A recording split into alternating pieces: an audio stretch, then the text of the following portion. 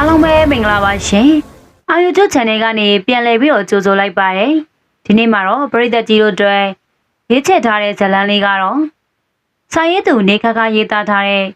ရှင်ခွင်ရရဲ့နှလုံးသားဆိုတဲ့ဇာတ်လမ်းလေးကိုပြောပြလို့တင်ဆက်ပေးသွားမှာဖြစ်ပါတယ်ရှင်။ဒီဇာတ်လမ်းလေးမစသေးခင်မှာကျမတို့ရဲ့ channel လေးကို like and subscribe ပြုလုပ်ပြီးဇာတ်လမ်းအသစ်တွေဒီတိုင်းမှာသိနိုင်စေဖို့လဲဘေးနားက notification လေးကိုလည်းနှိပ်ခဲ့ပေးဖို့တောင်းဆိုချင်ပါတယ်ရှင်။ဒါဆိုရင်တော့ဇာတ်လမ်းလေးကိုခုပဲစတင်ချင်ပါတယ်။လွင့်ပြန်လာတဲ့တနတ်တန်ကကျဲလောင်သွားတဲ့လူကိုမပစ်ပဲဘေးလူကတနေရာကိုဥတီပြလိုက်တော့တက်ဆက်ပေါက်တပည့်ကခေါင်းငုံကမျက်စိစုံမိတ်ရင်ဟိုတောင်းမှန်ပါတယ်ခေါင်းဆောင်ကျွန်တော်မတက်ပါနဲ့ဗျာကျွန်တော်မှားပါတယ်တက်ဆက်ဖောက်မိပါတယ်ဗျာငါမဖြစ်เสียပါဘူးမလုပ်ပါနဲ့ခေါင်းဆောင်ခါရဝတ်တွားပြီးတောင်းမှန်နေတဲ့လူတယောက်တရားမဝင်မှောင်ခိုလောကရဲ့လူမိုက်အနေနဲ့တနာညံ့တာရမှာတဲ့လားဒီလိုညံ့တာလိုက်ကြည့်စမ်းအဲ့ဒီကောင်တွေကနှောက်ထက်ဖောက်ပြဖို့ဆိုတာမခဲရင်ဘူးကန်နေကြမြင်းဟာခွာကိုမမေ့ဘူးခေါင်းဆောင်ဒီကောင်ကိုဘယ်လိုစီစဉ်လိုက်ရမလဲ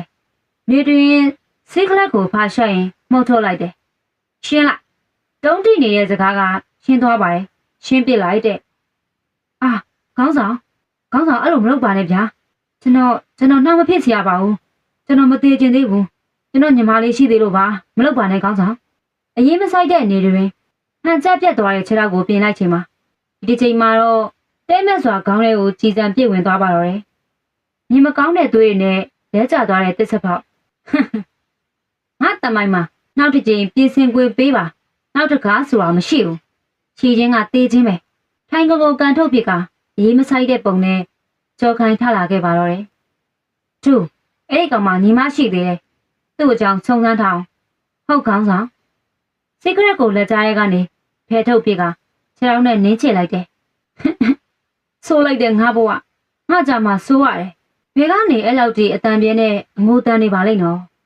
နေတွင်ချောင်းကိုကွေးပြီးတော့အိပ်ပျော်နေတဲ့သူစိတ်ပြေစရာမကြေစရာတွေးစရာဆိုရင်ချောင်းကိုနေတတ်တာငိုတန်ကြီးအနားထဲမှာမချိုတာလားပါမျက်လုံးကိုပွင့်တက်ရင်ထထိုင်လိုက်တယ်ဘယ်ကပါလေဒါတော့ဆိုးရတဲ့အတန်ပိုင်ရှင်ဆိုတာငါတော့လန့်တယ်ဟိုဘက်ဒီဘက်လှည့်ကဝေးကြည့်လိုက်တယ်တွေးရလိုက်တာကသူ့တက်အသက်ငယ်ပုံရတဲ့ကောင်လေးတယောက်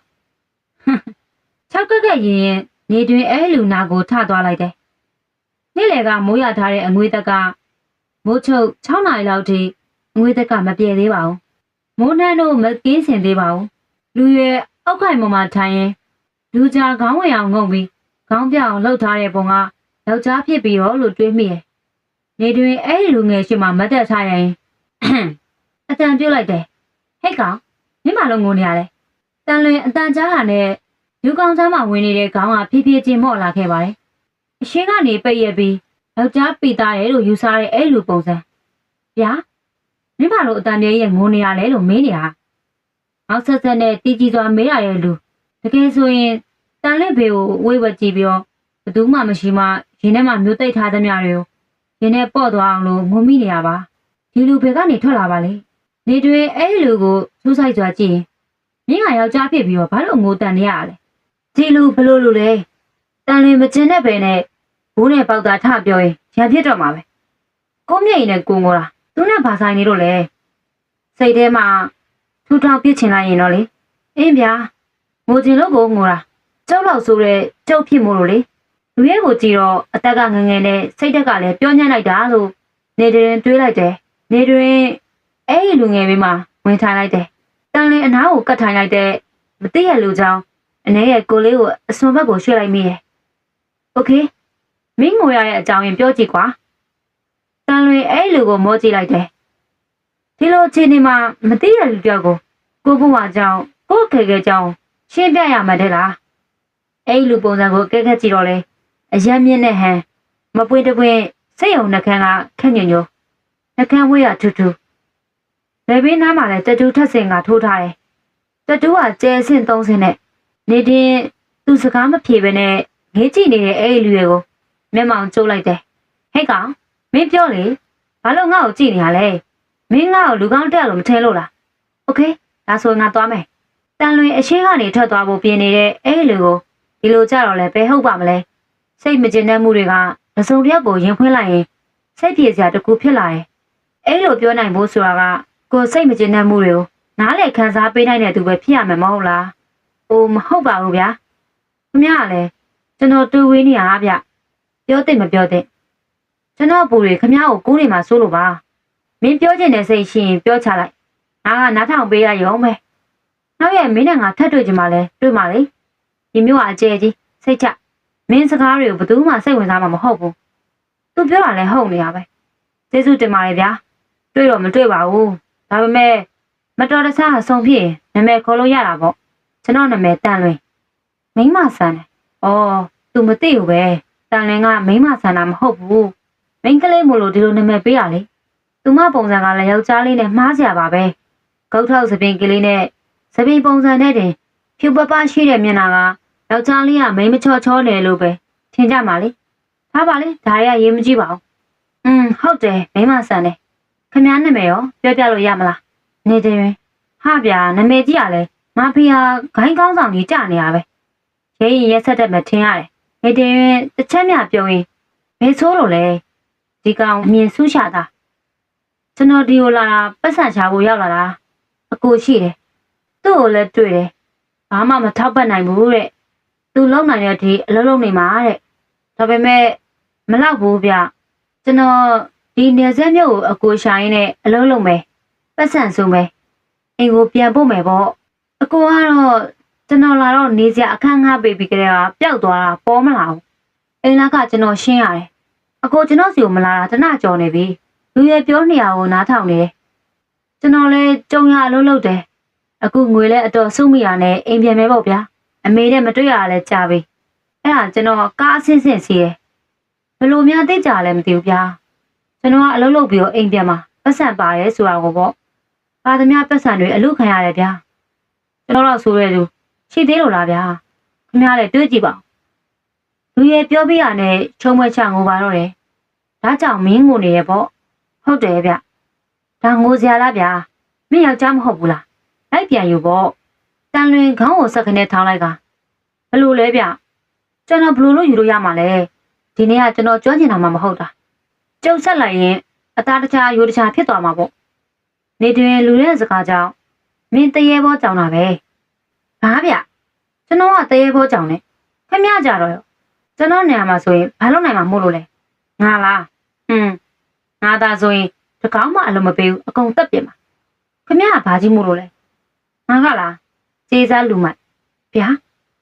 ခင်ဗျားမဟုတ်တာတွေပြောမနေပါနဲ့တန်လွင်ခုမှထပြရမလို့ပြရခက်ကဘဝဒီပဲလူများရှိနိုင်မလားလို့ပတ်ကြည့်တော့တရားမှမရှိကားမီးတွေနဲ့မြို့ပန်းရဲ့အစာအုံမီးတွေသာထိနေတော့အကြီးကအဲ့လူရှိပြန်ရောက်သွားတဲ့ပုံကတရားရောက်ရမြင်ရည်ကျင်စရာပါ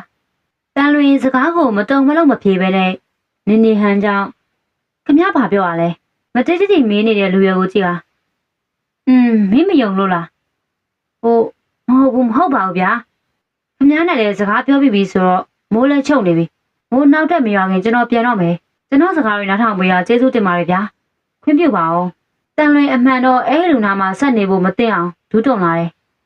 ဒီလိုကြောက်ပုံနဲ့များဒီနေစက်မြုပ်ကိုအလုပ်လာလုပ်ဖို့လာခဲ့သေးတယ်ဟိုအဲ့ဒါအလုပ်လေဒီလူကိုကြောက်တာက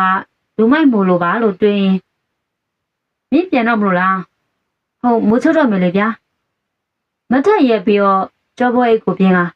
အတန်ချိုသာသုံးနဲ့ပြန်ပြေးတဲ့တန်လွင်ဒီချိန်မှာအချိုသာသုံးပြောတဲ့နေမဟုတ်လားနေတွင်မတက်ထားရလိုက်ကလူရက်ပခုံးကိုပုတ်လိုက်ပြီးငါကြောက်လေးရှေ့ဆက်ပြီးတော့ဂယုဆိုင်နေရာတကာမှာကြောက်နေရမကောင်းဘူးမင်းကြောက်နေမင်းဒုက္ခမင်းခေါ်ယူနေသလိုဖြစ်နေလိမ့်မယ်လူတွေကိုမင်းကြောက်နေလူတွေကမင်းကိုအနိုင်ကျင့်ကြလိမ့်မယ်ကွသူ့ရဲ့အမှန်တရားဆုံးမစကားတွေကမှတ်သားစရာပါပဲ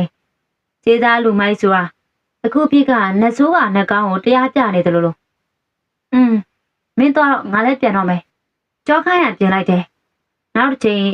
တွဲဆုံမိဖို့ဆိုတာဝေးပါဒီလိုလူမျိုးပေါ်မှာတန်လွင်မကြောက်ရင်ဘယ်လိုလူမျိုးကိုကြောက်ရမလဲနေတွင်သူ့ကိုလှည့်ကြည့်ဖို့တော့မရပဲခြေလန်းကိုတမင်ကျအောင်ချောင်းလန်းသွားတဲ့လူတွေကိုကြည့်ရင်ဒီကောင်မဟုတ်မှလွယ်ရောငါ့ကိုများကြောက်သွားတာလားတော်ရည်ရတဲ့ကောင်ဒီလောက်ကြောက်တာယောက်ျားရောဟုတ်ပါရဲ့လားမသိဘူးဒါကြောင့်မင်းကိုအနိုင်ကျင့်ကြတာရှေ့ဆက်ပြီးမင်းအဲ့ပုံဆိုရင်မလွယ်ဘူးကောင်လေးမစီမဆိုင်ပူပန်နေတဲ့သူကနေတွင်ပါ သူလည်းအကုတ်မထိုင်အိမ်ပြန်ဖို့ခြေကူးတက်လိုက်တော့တယ်တန်လွင်အဆောင်ပြန်ရောက်တာနဲ့ပါလာတဲ့ကြောပွဲကိုဂတိပေါ်သာပြစ်ချလိုက်ပါတယ်အခန်းကကျင်းမြောင်းမြောင်းပစ္စည်းချို့ကလည်းအလုံးစီနေရလို့မဟုတ်ပေမဲ့အခန်းချင်းတော့နေရာချင်းနေတာပါဟူးငါဘာဆက်လို့ရမလဲနော်အကိုစစ်ပိုင်နင်ဘယ်ရောက်နေရလဲဟာဖုံးဆက်တော့လည်းမရအောင်ငါခုဘလို့ဖြစ်နေရဲဆိုတာနင်သိလားအလုပ်ကလည်းငါအိမ်ပြန်တော့မှဆိုပြီးတော့ထွက်မယ်ပြောပြခဲ့တာအခုငါဘာလုပ်ရမလဲငါအလုပ်လည်းမရှိတော့ဘူးပတ်စံလည်းမရှိတော့ဘူးတန်လွင်ညင်းညွန့်ရင်ဘလို့လုပ်ရမလဲဆိုတာကိုအတွေးထုတ်တယ်အတွေးရရှည်လျရတယ်ပတ်စံကအခုလိုအပ်နေတာနောက်ဆုံးတော့တရက်တစ်ပြက်ဝင်လာတဲ့အတွေးစားကလက်ကနာရီစီကိုဒီနာရီရောင်းလိုက်ရမလားမလုပ်ရပင်မဲ့အခုအချိန်တွေကဂျင်းနဲ့ကြက်ထဲမှာအနည်းဆုံး3-4သိန်းတန်တဲ့နာရီလေးအဖိုးတိုက်တန်တဲ့ဆိုတာလဲဒါလေးပဲရှိတော့တာငါဖုံးရအောင်လည်းမဖြစ်သေးဘူးဖုံးကငါအတွက်လိုအပ်တယ်နာရီဆိုတာမရှိလည်းဖြစ်ပါသေးတယ်ဟုတ်ပြီငါနာရီဆိုရင်အဆင်ပြေမှာပါမတတ်နိုင်ဘူးအမေကြီးကျွန်တော်ခွင့်လို့ပတ်စံအစင်ပြေဒီတက်ကောင်းတဲ့နာရီအမျိုးအစားဝယ်ပေးမယ်အကိုစစ်ပိုင်လည်းဘယ်နေရာတွေရောက်နေပြီလဲမသိဘူးဗျာဂေါက်ထောက်နေတဲ့သပင်းတွေကိုအရှိကနေနောက်ကိုပြန်ဖွာလိုက်တဲ့ခေါင်းတစ်ခုလုံးဖွာပြစ်ကစိတ်ရှုပ်မှုလို့နဲ့ချက်ချင်းထတိုင်ကခေါင်းထောင်သွားရင်အကြံတစ်ခုဝင်လာတာနဲ့ဘေးကဖုန်းကိုကောက်ကင်ကပါဝါဖွင့်လိုက်ပြီးအင်တာနက်ဖွင့်လိုက်တော့တယ်ဒီဖုန်းထဲမှာအလုပ်ရှာကြည့်ရင်ရောရနိုင်တာပဲဘာပဲဖြစ်ဖြစ်ဒီအချိန်မှာလုပ်ရမှာပဲကြုံရတွေ့ရအဆင်ပြေတော့လည်းပြေပေါ့အဆင်ပြေဖို့ကအဓိကတကူဘေးတကူမနာတဲ့လူမှုကွန်ရက်စာမျက်နှာတွေမှာရှာမိနေတယ်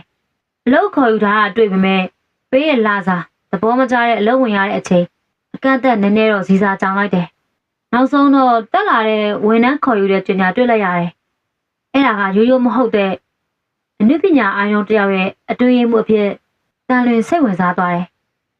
လူကဘာမှလာမဟုတ်တာမှန်လိုက်ရင်တော့မြင့်မြင့်ကြီးပဲစီကန်းတွေတင်းကျပ်ပေမဲ့လားစာကောင်းတာမို့စိတ်ဝင်စားတယ်တော်ရုံရင်ချင်းနဲ့မရနိုင်မှသိပေမဲ့စူးစမ်းရင်တော့မဖြစ်နိုင်တာမရှိဆိုတဲ့ဆောင်းမုတ်ကိုပေးမြင်မိတယ်ဒီလို့ဆိုမစိုးဘူးငါနဲ့ရောငါပုံစံနဲ့ရောဖြစ်ပါမလားအိုးဘာဖြစ်လဲ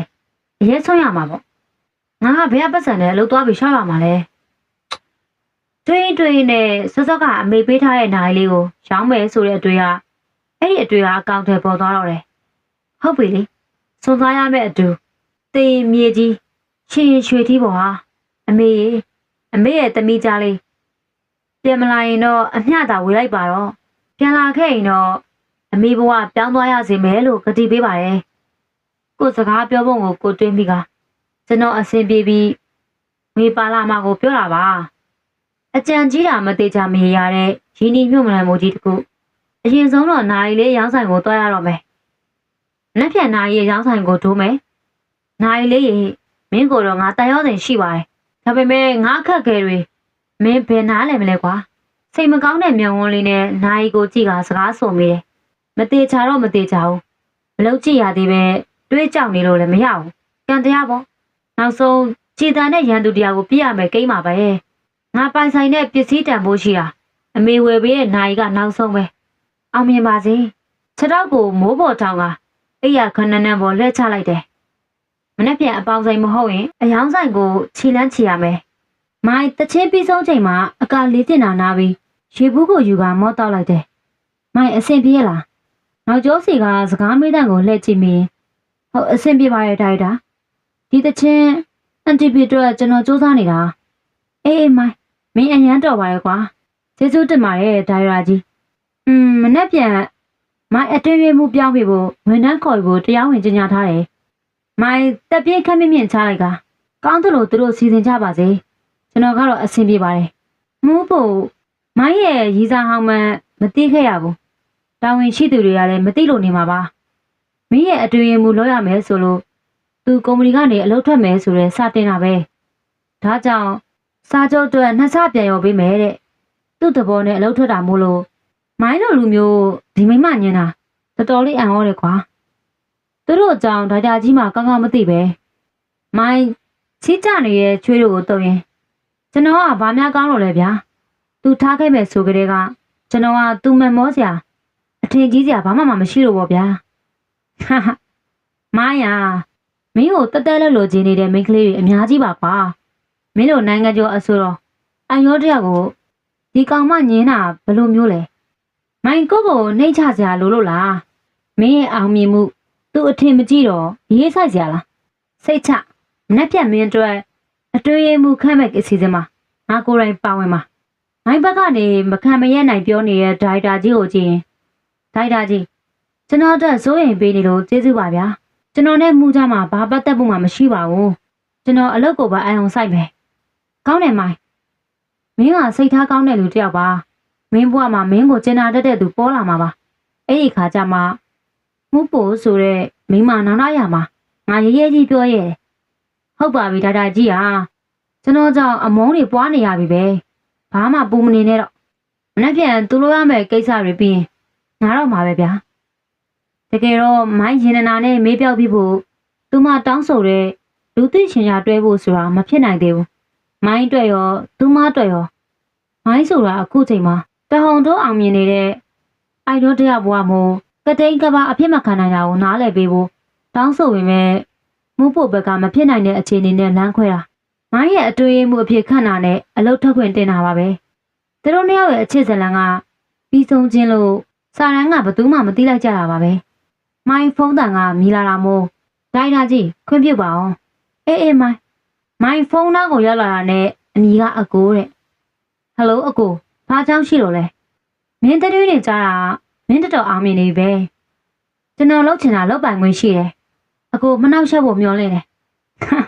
မင်းကိုဘာမှလုပ်ဖို့စိတ်ကူးမရှိပါဘူးမင်းကိုတော့အမြဲစောင့်ကြည့်နေတယ်အကိုသာအလင်းမြင်နိုင်ဖို့စူးစမ်းပါမဟုတ်ရင်ကျွန်တော်မဆက်သွယ်ပါနဲ့ဖုန်းချပြီမအရင်ဦးဆုံးဖုန်းချပြလိုက်တယ်နေတွင်းဆိုတဲ့အကိုဖြစ်သူဘယ်လိုဖြစ်နေမလဲလို့အတွင်းမြင်မိတာပါမချစ်လို့မဟုတ်ဘူးမကြိုက်တာတွေလုပ်နေရကြောင်းအကိုတယောက်ရှိပါတယ်လို့လူသိရှင်ကြားထုတ်မပြခဲ့တာပါဟိုးအခြေကြီးပဲခန်းနာလိုက်တာနော်တကယ်ပဲဒီလိုနေရာမှာငါလို့ရရင်တော့အကောင်းဆုံးကြီးပဲလုံကြည်ချက်ကခက်မမဲ့နာမည်ကြီးထုတ်လို့ရေး Nest ကုမ္ပဏီအတွင်းကိုတန်းလွင်ဝင်လာခဲ့ပါတယ်ဟိုးလူတွေကလည်းအများကြီးပဲငါကောင်းကောင်းလုပ်နိုင်ပါမလားနော်မှန်တကားကိုတွန်းဖွင့်ပြီးတော့ကိုကြည့်ကြီးလိုက်ကြည့်ပြီးတော့သူ့လိုပဲအလုပ်လာချောက်တဲ့သူတွေမှအများကြီးရယ်ပုံစံတွေကခက်မမိုက်တွေနဲ့ယောက်ျားလေးရောမိန်းကလေးရောများစွာဟေးမင်းရောအိုင်ဒုံနှွေးမြညာသမားတွေအတွက်လက်ထောက်နေရလာလျှောက်လာတာမိန်းကလေးတယောက်ကတန်လွင့်ကိုမြင်တာနဲ့မေးတော့တယ်သူမရဲ့လက်ထက်မှာလည်းလိုအပ်တဲ့စာရွက်စာတမ်းဖိုင်တွေနဲ့ဟုတ်တယ်မင်းကရောတို့လည်းတူပါပဲတူပါပဲမင်းသိလားအခုခေါ်ယူမဲ့လက်ထောက်တွေထဲမှာလေမိုင်းရဲ့လက်ထောက်လည်းရွေးမှလို့သိထားတယ်တို့ကတော့အလုံးရလို့ရမယ်လက်ထောက်ပြေးဆိုရင်မိုင်းရဲ့လက်ထောက်တော့ဖြစ်ချင်ပြီရဲ့ငါကမိုင်းရဲ့ပြိတ္တလေမိုင်းကငါအိုင်တော့ဟုတ်လားငါကတော့ဘယ်အမှုပညာရှင်ရဲ့လက်ထောက်ဖြစ်ဖြစ်အရေးမကြီးပါဘူးငါကအလုံးရရင်ပြီးတာပဲလစာကောင်းတာ哦အိုးဟုတ်ကြည့်ပါလားငါကတော့မိုင်းရဲ့လက်ထောက်ဖြစ်ရင်ပိုကောင်းပါတန်လင်းရီကျက်ကျက်နဲ့ပဲဟုတ်လားသူ့လက်ထောက်ဖြစ်ပါစေမင်းပေးတဲ့စုနဲ့ပြည့်ပါစေဒါနဲ့မင်းနာမည်လေးရောသိလို့ရမလားနောက်လေခင်းလို့ရတာပေါ့ငါနာမည်ကတန်လွင်ပါနင့်ပုံစံအရမ်းမိုက်တယ်ချောတယ်နော်ငါနာမည်ကရွန်းပါနင်လည်းအလုပ်ရွေးခံရပါစေနော်ကျေးဇူးပဲတို့နာမည်လည်းမှတ်ထားအောင်နော်တန်လွင်ရွန်းဆိုတဲ့ကောင်မလေးနဲ့စကားပြောနေအချိန်ကြာလာတော့ရွန်းလက်လျှောက်လာဖို့အလှည့်ကျလာတော့တယ်ရွန်းလက်ကြပါပြီအခန်းထဲဝင်ပေးပါမင်းလက်ရောက်ပြီရွန်းတဲ့ဟုတ်ကဲ့လာပါပြီတန်လွင်အားရင်မရှိသလိုကြည်ရနဲ့သဘောပေါက်လိုက်တယ်ဖိုက်တင်နင်အကောင်းဆုံးကြိုးစားခဲ့ပါငါနည်းနည်းဒူးတုံနေတယ်ဟာအတင်ထားစမှာလှုပ်ပါတယ်ဆိုနင်ကြောက်နေဘယ်အစီပြေးပါမလဲဘာမှမတွေးနဲ့ရဲရဲတင်းတင်းသာဖြေခဲ့ငါသွားပြီရွန်းဝင်သွားပါတော့တယ်ငါကတော့သူများကိုအားပေးနေတာငါလည်းတူတူပဲဒူးတုံနေပြီဒီကိုလာခဲ့ဖို့ကုန်ခဲ့တဲ့ငွေကြေးတွေအချင်းချင်းဖြစ်ပါစေနဲ့မျက်လုံးစုံကိုမိတ်ကကျိတ်လို့ဆူတောင်းနေမိတယ်အလုပ်ရပါစေခဏကြာတော့တန်လွင်လက်ရောက်ပါပြီတန်လွင်နဲ့မဲ့ခေါ်ရနဲ့အပေါက်ဝစီကိုကြည့်လိုက်တော့ရွန်းပြန်ထွက်လာတယ်ရွန်းဘလို့လဲအဆင်ပြေရလားတန်လွင်သူတို့ကနောက်တစ်ရက်နေဖုံးဆက်မဲတဲ့ငါအကောင်းဆုံးတော့သူတို့မေးခဲ့တာတွေဖြေခဲ့တာပဲ နင်းလက်ရောက်ပြီးအားတက်တာအကောင်းဆုံးလုပ်ခဲ့ရုံးကပြန်အားပေးရလဲပါငါနေ့ကိုစောင့်နေမယ်ငါသွားပြီတန်လွင်ခေါင်းငိတ်ပြီးတော့အခန်းတကားကိုတွန်းခွင့်ကဝင်လာခဲ့ပါတော့တယ်အခန်းထဲရောက်လာတဲ့တွေ့လိုက်ရတဲ့နက်ကွန်မရီရဲ့လူကြီးတွေက၄ယောက်မိန်းကလေး2ယောက်နဲ့ယောက်ျားလေး2ယောက်ခေါင်းငုံကအယိုသေးပေးလိုက်တယ်မင်္ဂလာပါလူကြီးတွေကပြောရင်ကဲထိုင်ပါအောင်ဟုတ်နာမည်လေးမိတ်ဆက်ပေးပါအောင်ပြီးတော့ပညာရေးချင်းဟုတ်ကဲ့နာမည်ကတန်လွင်ပါပညာရေးချင်းကဒုတိယအနေနဲ့ကျောင်းဆက်မတက်တော့ပါဘူးလူကြီးမျက်လုံးများစိုက်ကြည့်လာတာကြောင့်တန်လွင်အားငယ်မိတယ်အလုံးလျှောက်တဲ့သူတွေထဲမှာသူပဲပညာရေးချင်းမမိတာပဲထင်ပါရဲ့အဲ့တော့မင်းကျောင်းမပြီးသေးဘူးပေါ့နော်ကျောင်းမပြီးသေးပေမဲ့ကွန်ပျူတာသင်တန်းတော့တက်ထားပါတယ်โอเคဟုတ်ပြီမင်းကဒီမှာဘာအလုပ်ကိုလိုချင်တာလဲ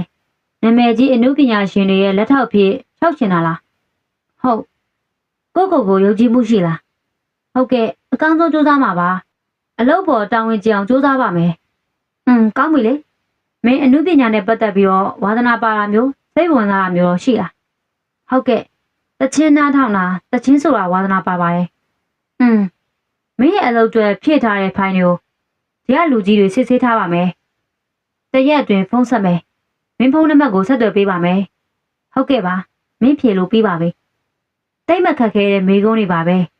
ဒါဆိုရင်သွားလို့ရပြီပေါ့နော်လူကြီးတွေကတယောက်ခေါင်းငိတ်ပြလိုက်တာနဲ့ဟုတ်ကဲ့ခွင့်ပြုပါအောင်နော်တန်လင်ထွက်သွားတော့တယ်နမည်ကတန်လင်နဲ့အဲ့ဒါမိန်းကလေးပေါ့နော်ဒိုက်တာကြီးရှင်ဘလို့ပြောနေရလဲသူ့မက်ပုံတွေကိုလည်းကြည့်ပါအောင်လားမထင်ရဘူးမိန်းကလေးကချောတယ်သူ့ပုံစံကတွက်လက်ထက်မြက်မဲ့ပုံပဲ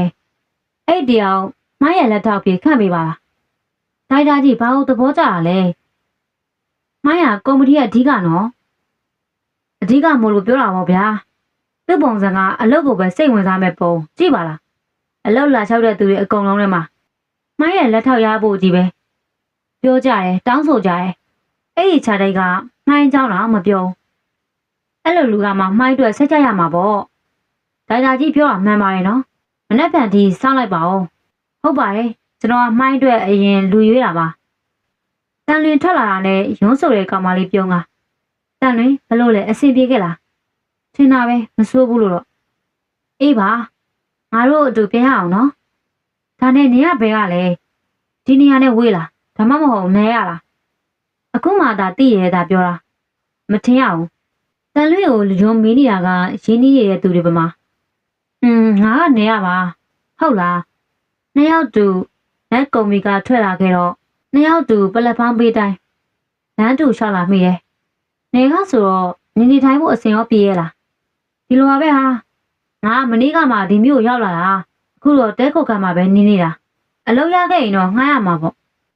အဲ့လိုကိုဒါဆိုငါငှားထားတဲ့အိမ်မှာနေလိုက်နေပါလားအိမ်ကတဝက်စီခံချတာပေါ့နေလဲအကုန်ကြတတ်တာပေါ့တန်လွင်ခဏညစဉ်းစားရင်သူပြောရလဲမစိုးဘူးတဲ့အိမ်ထဲနဲ့တယောက်တည်းနေရင်ဘယ်တန်ပါမလဲညအိမ်က2ယောက်နေလို့အဆင်ပြေပါမလားနင်းကလည်းပြေတာပေါ့ဟာအကျေကြီးပဲငါတယောက်တည်းမနေချင်လို့လောက်ပါနင်လိုက်နေပါတန်လွင်ရဲ့အိမ်ငှားရမယ်တူတူအမေငါကအလုံးရတာမရတာမသေးချဘူးလေ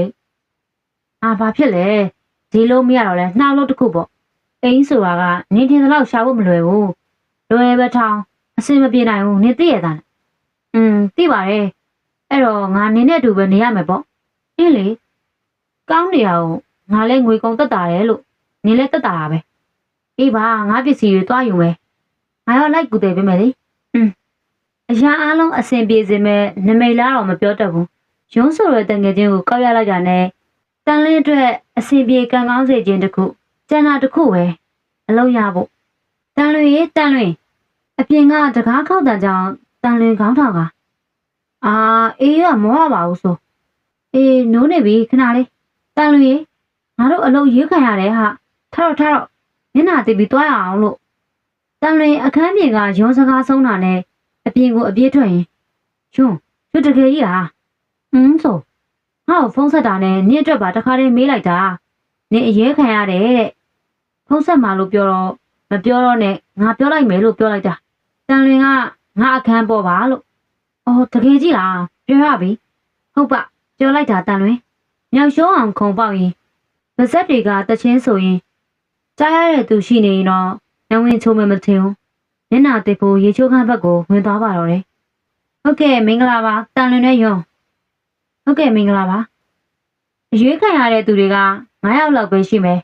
တချို့တွေကကျန်တဲ့လုပ်ငန်းပိုင်းဆိုင်ရာမှာတာဝန်ကျတယ်တန်လွင်နဲ့ယွန်းပဲအမှုပညာရှင်နာမည်ကြီးအဲ့တို့2ယောက်ရဲ့လက်ထောက်အဖြစ်ရွေးခံရပါတယ်သူတို့2ယောက်ရှိမှထိုင်နေတဲ့ဘလုံးလာလျှောက်တဲ့နေကမေးခဲ့တဲ့လူ2ယောက်မင်းနာမည်ကတန်လွင်နော်ဟုတ်ကဲ့မင်းမနေ့ကစပြီးတော့မိုင်းရဲ့လက်ထောက်အဖြစ်ဘလို့တာဝန်ယူရမယ်ဗျာ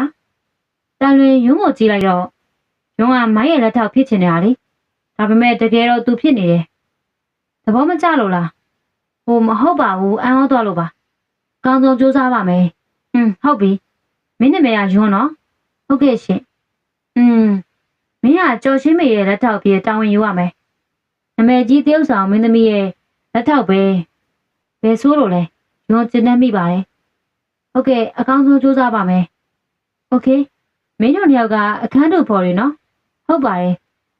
မင်းတို့ပုံစံတွေကအလုပ်စူးစမ်းမှာပါဟုတ်ကဲ့ကျွန်တော်တို့အလုပ်စူးစမ်းမှာပါဟုတ်ပြီနောက်ပြန်မင်းတို့အလုပ်စားလို့ရပါပြီဒိုင်ယာကြီးမိုင်းရဲ့လက်ထောက်တစ်ကိုဒိုင်ယာကြီးပဲခေါ်သွားလိုက်ပါကျမကမေကျော်ရဲ့လက်ထောက်ကိုပဲခေါ်သွားပေးပါမယ်ကောင်းပြီလေနောက်ပြန်တန်လင်းနဲ့ယွန်းမနေ့7 နာရီရောက်လာခဲ့ပြီပါဟုတ်ကဲ့ပါ2ယောက်တူတန်ပြိုင်ဖြစ်ကြတယ်ကဲအခုမင်းတို့2ယောက်ကုမ္ပဏီရဲ့နေရာတွေကိုသတ်မှတ်ထားတဲ့စီကန်းဆိုင်ရွက်တွေယူသွားလို့ရပါပြီဟုတ်ကဲ့ရောကုမ္ပဏီကထုတ်ထားတဲ့စီကန်းချက်တွေတန်လွင်နဲ့ယွန်းလိုက်ကပြင်ဘက်ကိုထွက်ဖို့နှုတ်ဆက်လိုက်တယ်ခွင့်ပြုပါအောင်ရှင်အခန်းပြင်ရောက်တာနဲ့ခြေလမ်းရင်စီကန်းဆိုင်ရွက်တွေကိုဖြည်းဖြည်းချင်းအတူဖတ်ကြည့်မိတယ်ကုမ္ပဏီဝန်ထမ်းတွေမှာစဖီဓာတ်ပုံရိုက်ကဘူးတဲ့တန်လွင်ကြီးကန်ကောက်လိုက်တာငါအိုက်တော်ရဲ့လက်ထောက်ဖြစ်သွားတာငါကြတော့မဖြစ်ဘူးနေဖြစ်သွားတယ်ဆိုတော့ကျဉ်းနေပါရဲ့အမလီယွန်းရဲ့ငါလည်းနေ့ကိုအိမ်မိုင်းရဲ့လက်ထောက်ဖြစ်စေချင်ပါတယ်ဒါပေမဲ့ငါဘာမှမတတ်နိုင်ဘူးလေလို့အခြေအနေပြောင်းရင်လည်းပြောင်းမှာပဲလေအဲ့ဒီကနင်သူ့လက်ထောက်ဖြစ်ချင်ရင်လည်းဖြစ်သွားမှာနေပါစေတော့ဟာငါဘာမှမဖြစ်ဘူးပတ်စံရနေတာပဲကိုသူတို့2ယောက်ဖျက်လျှောက်လာတဲ့လမ်းတစ်လျှောက်မှာမိုင်းရဲ့ဓာတ်ပုံဗနိုင်းတွေကြီးပဲသားအရန်ကြည့်ကောင်းပြီးတော့အောင်မင်းနဲ့အဆိုတော်တယောက်အိုင်တော်တယောက်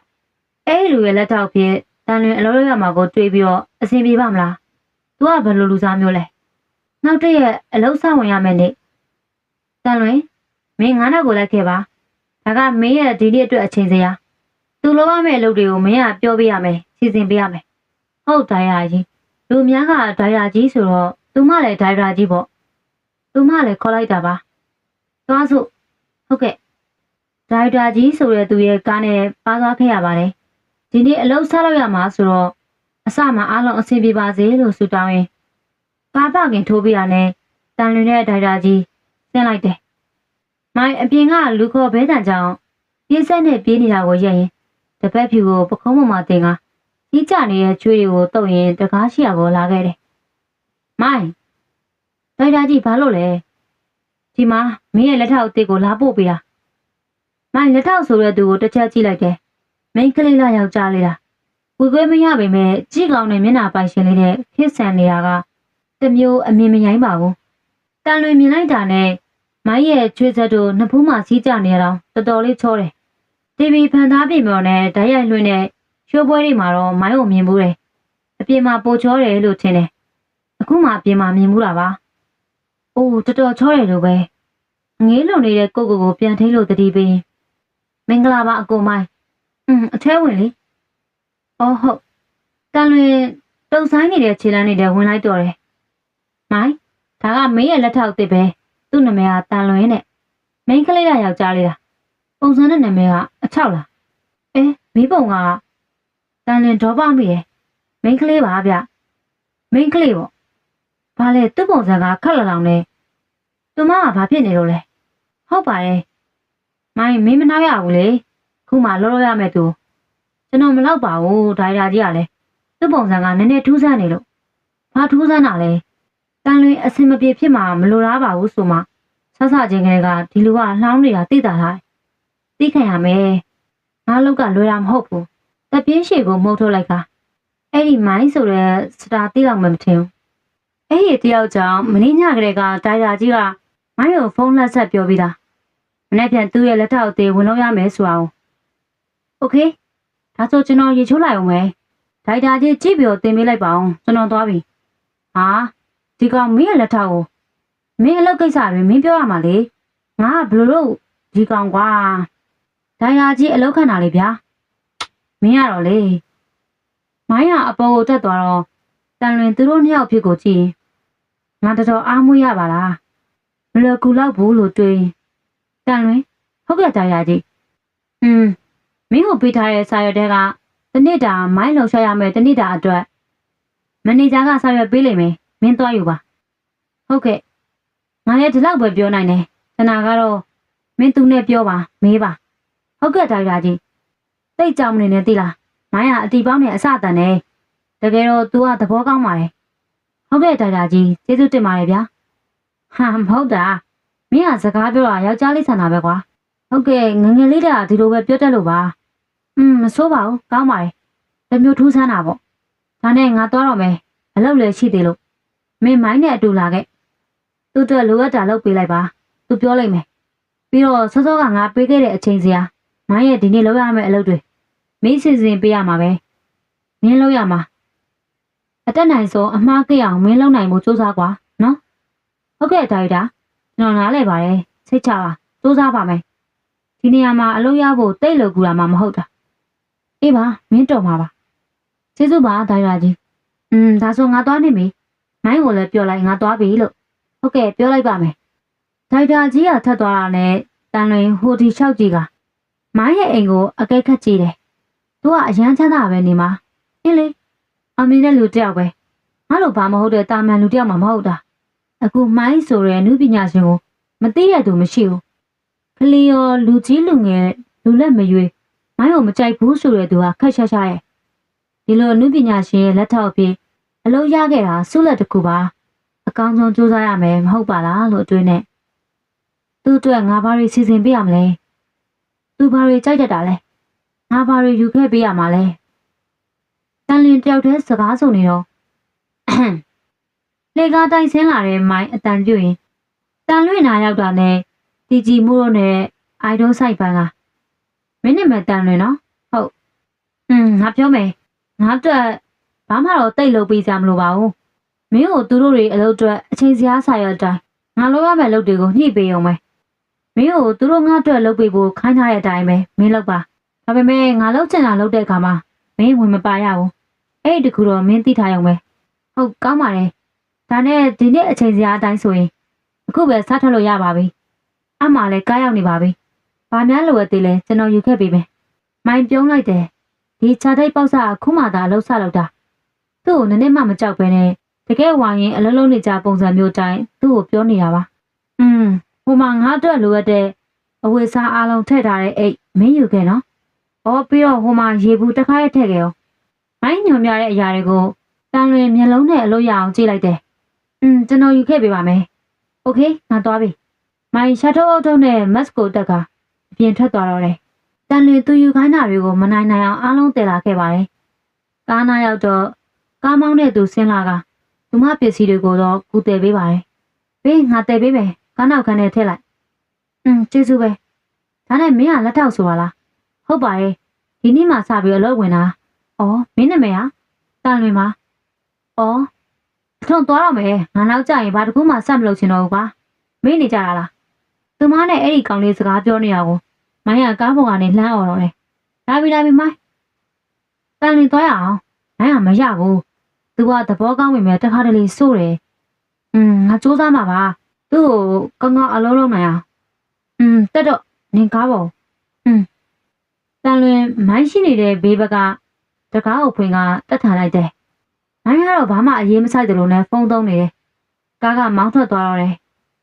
လူများစွာရှုပ်ချက်ခတ်နေတဲ့သတင်းသမားတွေအပြည့်ရှိနေတဲ့ခမ်းမကြီးတစ်ခုဒီနေ့ကမိုင်းရဲ့ပြိသက်တွေကိုလက်မှတ်ရေးထိုးပြီးတော့သူ့ရဲ့တချင်အသေးအေဗန်ထုတ်ဝေလက်မှတ်ထိုးပွဲတစ်ခုဆိုတာအချိန်စရာစာရွက်ထဲမှာပါပြီးသားပါကဲမိုင်းရင်ပြင်လို့ပြီးပါပြီဝေစာမိတ်ကအားလုံးကြည့်ကောင်းပြင်ဆင်ပြီးရနဲ့လက်မှတ်ရေးထိုးပေးရမယ်စပွဲထိုင်ကိုတွားရမယ်တန်လွင်မိုင်းနားမှာရက်ပြီးတော့လိုအပ်တဲ့ပစ္စည်းတွေကိုထုတ်ပေးတယ်တွားမယ်ဟုတ် တန်လွင်မိုင်းနောက်ကနေလိုက်သွားတော့အပြင်ရောက်တာနဲ့လုံချုံရည်နဲ့တူပါသွားခဲ့ရတယ်။တန်လွင်ကိုထိုင်ကုန်ပေးပေမဲ့မထိုင်နိုင်ပဲမတ်တက်ရက်ကမိုင်းကိုပဲမလွတ်တမ်းကြည့်နေရတယ်။သူမဒီနေ့မှအလုံးစားလောက်တာလွဲချော်ပြီးတော့မိုင်းတစ်ခုခုဖြစ်သွားဖို့မလို့ချင်ပါ။မိုင်းရဲ့ပွဲကိုလာတဲ့ပရိသတ်တွေအများကြီးအဲ့လောက်ဒီမိုင်းအောင်မြင်မှုကိုသူမအားကြမိတယ်လို့နေ့လယ်12နာရီလောက်မှာလက်မှတ်ရေးထိုးဝယ်ပြီးဆုံးသွားတော့တယ်။အားလုံးကမိုင်းကိုဝင်းရံကထုတ်သွားတော့အလိုက်တည်းတန်လွင်ရေဘူးလေးကင်ကစောင့်နေမိတယ်။ပိမန်းသွားပြီရေတောက်လိုက်အောင်ခက်ဆက်ဆိုင်ကြည့်ပြီးတော့မိုင်းရေဘူးကိုယူကမောတောက်လိုက်တယ်။ကျွန်တော်အကိုထမင်းစားဖို့သွားစီစဉ်လိုက်အောင်မယ်။တန်လွင်ပြောပြရနဲ့သူ့ရှင်းကနေထွက်သွားလိုက်တော့တယ်။မိုင်းသဘောကျသူတို့လေးလိုက်ကြည့်ပြီးတော့တစုံတယောက်ကိုတွေ့သွားမိတာမို့တခြားတော့မဟုတ်ပါ။မှုဖို့ပါပဲ။သူမရဲ့နာကိုလှမ်းသွားလိုက်တယ်။သူမကခက်ဆွေးဆွေးလေးကြည့်နေတယ်။မှုကိုမင်းနဲ့စကားခဏလောက်ပြောချင်တယ်။ရှင်းနဲ့ကျမကြမှာပြောကြစကားရှိသေးလို့လား။မှုကိုစကားလေးနည်းနည်းလောက်ပဲမင်းနားမထောင်ပေးနိုင်ဘူးလားကွာ။မလိုအပ်တော့လို့ပါ။လက်ထွက်သွားဖို့ပြင်နေတဲ့မှုရဲ့လက်ကိုမိုင်းရဲ့လက်တစ်ဖက်ကချောင်းဆွဲလိုက်ပြီးဆွဲခေါ်ခင်းမိရဲ့။ရှင်မိုင်းလှုပ်ရှင်းနဲ့ကျမကြမှာဘာပတ်သက်မှုမှမရှိတော့ဘူး။မိုင်းအခန်းတစ်ခုရဲ့တကားကိုတွန်းဖွင့်လိုက်တယ်။ပြင်မှာတခြားသူတွေမြင်တွေ့သွားရင်နှစ်ယောက်လုံးရဲ့သိက္ခာတရားဆိုတာရှိသေးတယ်။မှုမင်းဘာလို့လဲကွာ။ကိုပြောတဲ့စကားတွေကမင်းနဲ့ကိုအတွက်ပါပဲ။မင်းကိုလေလမ်းခွဲမယ်လို့မပြောပါဘူး။အခုအခြေအနေကိုမင်းသိရတာနဲ့မင်းကိုဘက်ကိုမင်းမကြည့်နိုင်ခဲ့ဘူး။မင်းတကယ်ပြတ်သားနိုင်လို့လား။သူမနဲ့ပတ်သက်မှုမရှိပါဘူးလို့လူသိရှင်ညာထုတ်ပြောခဲ့တဲ့ယောက်ျားတစ်ယောက်နာမှာသူမဆက်တက်တော်နေသိရဲ့လား။နှလုံးသားနဲ့အခြေကိုသူမရှေ့တန်းတင်ပြီးတော့ဇွတ်မိုက်ပြီးကိုးကွယ်ရမှာလား။သူမမှလည်းမာနရှိပါတယ်။ရှင်နဲ့ကျမဇလန်ကပြီးဆုံးသွားပြီလေ။ကောလာဟာလာသတင်းတပုတ်ဖြစ်နေပဲ။ဖြစ်တည်ခဲ့တဲ့ဇလန်ကကောလာဟာလာအဖြစ်နေပဲမို့ရက်သိမ့်ပြီ။ကျမလည်းကျမဘဝတက်လန်းအတွက်ဆက်ချောက်ရမှာ။ရှင်ကိုမနှောက်ယှက်ဖို့အတွက်တောင်းဆိုပါတယ်။မှုကိုဂျားတဲ့ကဘာစကားမှမဆိုနိုင်ပဲနေရန်ကိုသာမှုကိုမျိုးလုံးကမျက်ရည်ကြီးလိုနဲ့ကြည့်ကအခုမှရှင်ပောက်ကွဲပြနေတယ်ကျမဆိုတာဆုံးဖြတ်ပြီးကြည်မြအောင်လုပ်နိုင်မဲ့လူတစ်ယောက်ပါနောက်ကျောင်းပြန်လဲဖို့ဆိုတာစိတ်ကူးတစားတော့မရှိခဲ့ဘူးရှိခဲ့ရင်လည်းဖဲထုတ်ပြစ်မှာအဲ့ဒါကြောင့်ရှင်းကိုရှင်နာကျင်အောင်လုပ်နေတာရက်သိမ့်ပြီဒါရှင်ရွေးချယ်ခဲ့တဲ့လမ်းပဲဟာကျမသွားပြီလက်ခုံနဲ့မျက်ရည်တွေကိုတုပ်ရင်ကြောက်ခိုင်းထွက်ခွာသွားခဲ့တော့တယ်မလို့ချင်ပါဘူးရှင်းရဲ့ကျင်နာမှုတွေကိုလဲဘယ်ရောက်သွားလဲစောစောကဒီနားလေးမှာပါတန်လွင်ဟိုရှာတီရှာနဲ့မိုင်းကိုရှာမတွေ့တော့မိုင်းကိုတွေ့မိသေးလားဟိုဘက်သွားတယ်ဟုတ်ကဲ့ကျေးဇူးပါတန်လွင်ဝန်ထမ်းကောင်လေးညွန်ပြရအောင်အပြေးလိုက်သွားတော့တယ်အခန်းတစ်ခုရဲ့တကားကပွင့်နေတာမို့တန်လွင်ဝင်သွားလိုက်တယ်အကိုမိုင်းဘာဖြစ်လာတာလဲတန်လွင်မြင်လိုက်ရတာကမိုင်းရဲ့ညာဘက်မှာသွေးစာတချို့ကြောင့်စိုးရိမ်သွားရတယ်ငါဘာမှမဖြစ်ဘူးမင်းငါနာမလားနဲ့ထက်သွားခမည်းလက်မှာသွေးတွေပါကျွန်တော်ကြည့်ပေးပြစေမလိုဘူးလို့ငါပြောနေရလေအကွဲနေတဲ့သူ့အတန်ကနာကျင်တဲ့တချို့နဲ့တိမ်ဝင်လို့ဖေးပါဗျာကျွန်တော်ကြည့်ပေးမယ်မင်းကိုဘသူလဲဆိုတာလဲတတိထားအောင်ဗျာမိုင်းရဲ့ဒေါသနဲ့ပြောဖို့တွေးလိုက်ပေမဲ့အဲ့ဒီချာတဲ့ရဲ့စကားနဲ့ပုံစံကြောင့်တတိထားမိသွားတယ်သူထင်တယ်လို့လို့မရဘူးလို့ဆိုတာဒါပါကျွန်တော်ပတိစီးပေးမယ်တန်လွင်ခေါ်ရနောက်ကိုပါလာခဲ့ပါတယ်ခင်ဗျားဒီမှာခဏလေးနေပါကျွန်တော်ပတိလေးနဲ့ဆေးသွားယူလိုက်အောင်ပဲပြောဆူဆူနဲ့ပြေးထွက်သွားတော့တယ်ကိုလက်တန်ရှင်းခံမှုနှံချက်တွေရှိနေတယ်သူ့ပုံစံသူပြန်ကြည့်ရင်ငါကဘယ်လိုလူမျိုးလဲငါဆုံးဖြတ်ချက်ကမှန်ကန်နေရဲ့လားတပတ်ကအကြည့်ပြန်တော့လေဒီအခြေအနေရောက်လာဖို့အတွက်ဘယ်လောက်ထိယူသွပြီးတော့ဘယ်လောက်တောင်စူးစမ်းခဲ့ရလဲဆိုတာသူကလွယ်လို့ဘယ်သူမှသိနိုင်မှာမဟုတ်ဘူးဒီမှာရပြီဒဏ်ရာရည်စီးပေးမယ်နော်ဒါစကားမှမဆိုပဲတိတ်ဆိတ်နေလိုက်တယ်အရက်ပြန်ဆုံးတော့တွေ့ရုံများပဲပတိစီးပြီးသွားတော့တယ်ပြီးသွားပြီမင်းငါဘာဖြစ်လို့ဒီလိုဖြစ်နေတာလဲမမေးတော့ဘူးလားမမေးပါဘူးကျွန်တော်လုပ်ပြရမယ်တာဝန်ရှိတာပဲကျွန်တော်ကခမည်းလက်ထပြီးတော့ခမည်းရဲ့ကိုကြီးကိုယ်တာလည်းဖြစ်မယ်ထင်တယ်ဒါကြောင့်ကျွန်တော်မမေးလဲမမေးတယ်လို့သိလဲမသိချင်ပါဘူးအဲ့ဒီချာတရဲ့အပြေကိုမိုင်းသဘောကျသလိုနဲ့မကျင်တတ်ပြန်ဘူးကောင်းပြီမစိုးဝဲမင်းကသမင်းသွားစားရအောင်ဒီနေ့အတွက်ခမည်းတန်ရာကြောင့်အလောက်ခဏနာဖို့ကုမ္ပဏီကိုပြောပြလိုက်မယ် သူမကပဲရှေ့ကနေထွက်သွားတော့တယ်ဘလို့များတက်တူတွေရှိနေရလဲသူအိုလွတ်တော်အောင်မှကြောက်မရှိပါပဲနဲ့ည7 နာရီတန်လွင်လက်ကနာရီကိုကြည့်ရင်မီယွန်းတော့ရောက်နေရောပေါ့ငါကလည်းလူကျော်မင်းသားကိုပြုစုနေရတာနဲ့နောက်ကျရတယ်နောက်နေ့ဆိုရင်တော့စောစောပြန်မှဖြစ်မယ်တန်လွင်ကားလာကိုရက်ဆောင်နေတော့တယ်အဲ့ဒီအချိန်မှာသူမရှိမှဖြတ်မောင်းသွားတဲ့ကားနဲ့ရညဘက်ဆိုတော့မီးအောင်တွေကြမှာသူမရှိကဖြတ်မောင်းသွားတဲ့ကားကိုအမှတ်တမဲ့လိုပဲမှတ်ယူလိုက်တယ်အဲ့ဒီကားကဗက်ပြန်ဆုပ်လာသူမရှိမှပိတ်ရက်လိုက်တယ်မှန်တကားကိုဖွင့်လိုက်တာနဲ့ဟိတ်ကောင်တကယ်မင်းပဲငါမသေးချာလို့ပြန်ကြည့်တာအတန်ကြောင့်တန်လွင်တေချာကြည့်လိုက်တယ်တမ်းမှတ်မိသွားတယ်တုံလဲတုံလို့သွားခဲ့ရတယ်မဖြစ်နိုင်တာဒီလူကဒီမြို့မှာနေရမှာမဟုတ်တာဘယ်လိုလုပ်ဒီလိုနဲ့ထိတ်တိုက်တွေ့ရတာလဲမတွေ့နိုင်ရတော့ဘူးလို့တွေးထားခဲ့တာသူကတခြားသူတော့မဟုတ်ဘူးကျေးစားလူမိုက်လို့ပြောခဲ့တဲ့ရေတွင်တဲ့မင်းပြခမရဘယ်လိုလုပ်ပြီးတော့ဩမင်းပဲသွားမှလဲငါလိုက်ပို့ပေးမယ်လေညလည်းမိုးချုပ်နေပြီဆိုတော့မင်းလိုပိုးဖလန်ကောင်လေးကိုမတွေ့တော့ဘူးထင်နေတာဟိုရပါတယ်ဗျာကျွန်တော်ပြန်နေကြပါတကယ်ဆိုရင်သူ့ကိုပိုးချောင်းမိတာလူစိုးလူမိုက်ပုံစံနဲ့သူ့ပုံစံကစွတ်ထွက်သွားဖို့ပြင်နေတဲ့ငပိန်ရိုးကောင်လေးဟဲ့ကောင်ပိုးဖလန်ကောင်မင်းပုံစံနဲ့တယောက်တည်းပြန်နေရမှာလားငါလည်းလမ်းကြောက်နေရမို့လို့လိုက်ခဲ့ဖို့ပြောနေအောင်ရတယ်ခမည်းတော်ကြရှိတာလားဆက်သွားပါကျွန်တော်တယောက်တည်းလမ်းလျှောက်ချင်လို့ပါမင်းကွာပြောရဆိုတာလက်ပေါက်ကတ်လိုက်တာပဲဘာလဲမင်းအရင်လိုပဲအောင်ငုံနေမလို့လားမင်းမပါတဲ့ပတ်စံတွေကုန်ပြောင်သွားအောင်လုပ်ပြေးလိုက်မယ်ခမလာမချောင်းနဲ့ကျွန်တော်တက်တိရှိသွားပြီတကယ်လားမင်းကကားကလည်းတရွရွနဲ့လိုက်လာတာစိတ်မရှိတော့တန်လွှရှိကနေပိတ်ရက်လိုက်ပြီးနေတွင်ဆင်းလိုက်တယ်ဟာဟဲ့လူဘာလဲဗျာရပါတယ်ဆိုမင်းကငါကောင်းကောင်းပြောနေရလေကွာမင်းတယောက်တည်းမို့လို့ကောင်းပြီဗျာလိုက်ခဲ့မယ်ဒီလိုလေးပြောရမှာကိုခန့်နေရမင်းအိမ်လည်းမလာပါဘူးကွာဟာအဲ့လိုလည်းမဟုတ်ပါဘူးဗျာကျွန်တော်အိမ်ကိုလာလဲခင်ဗျအိမ်လေလာလို့ရမှာမဟုတ်ဘူးကျွန်တော်တော့တငယ်ချင်းအိမ်မှာကတ်နေရတာဟုတ်ပါပြီတန်ရင်ကားတကားဖွင့်ကတက်လိုက်တော့တယ်နေတွင်ကားတကားကိုပိတ်ကစက်နိုးမောင်းတော့တယ်ဒီမြို့ကိုမင်းပြောင်းလာလားမဟုတ်မှလွယ်ရောမင်းကဒီမှာအလုပ်လုပ်နေရလားဆိုပါတော့ကျွန်တော်အဲ့ဒီနယ်စပ်မြို့တဲ့ဆိုင်ဒီမှာနည်းနည်းတော်သေးတယ်မင်းကိုရောတွေ့ပြီလားမတွေ့ဘူးအော်အလုပ်လုပ်ရတာအဆင်ပြေတယ်မို့လားပြေပါတယ်မပြေလဲပြေးရမှာပေါ့ဗျာနေပါအောင်ဒါနဲ့ခမည်းကရောဒီမြို့မှာဘာလုပ်ဖို့လဲငါကလားဒီလိုပဲတည်ငြိမ်ပြီးတော့နေရာတစ်ခုထဲမှာနေဖို့အဆင်မပြေဘူးလေမဟုတ်တဲ့အတွေ့တွေကတန်လွင့်ခေါင်းထဲကိုဓာတ်ရိုက်ဝင်သွားတယ်ခမည်းပြောတယ်ဟိုလူစိုးလို့ဆိုတာကတကယ်လားမင်းဘယ်လိုထင်လဲဟာဗျာကျွန်တော်ဘယ်လိုထင်ရမှာလဲဗျကျွန်တော်ပြောမယ်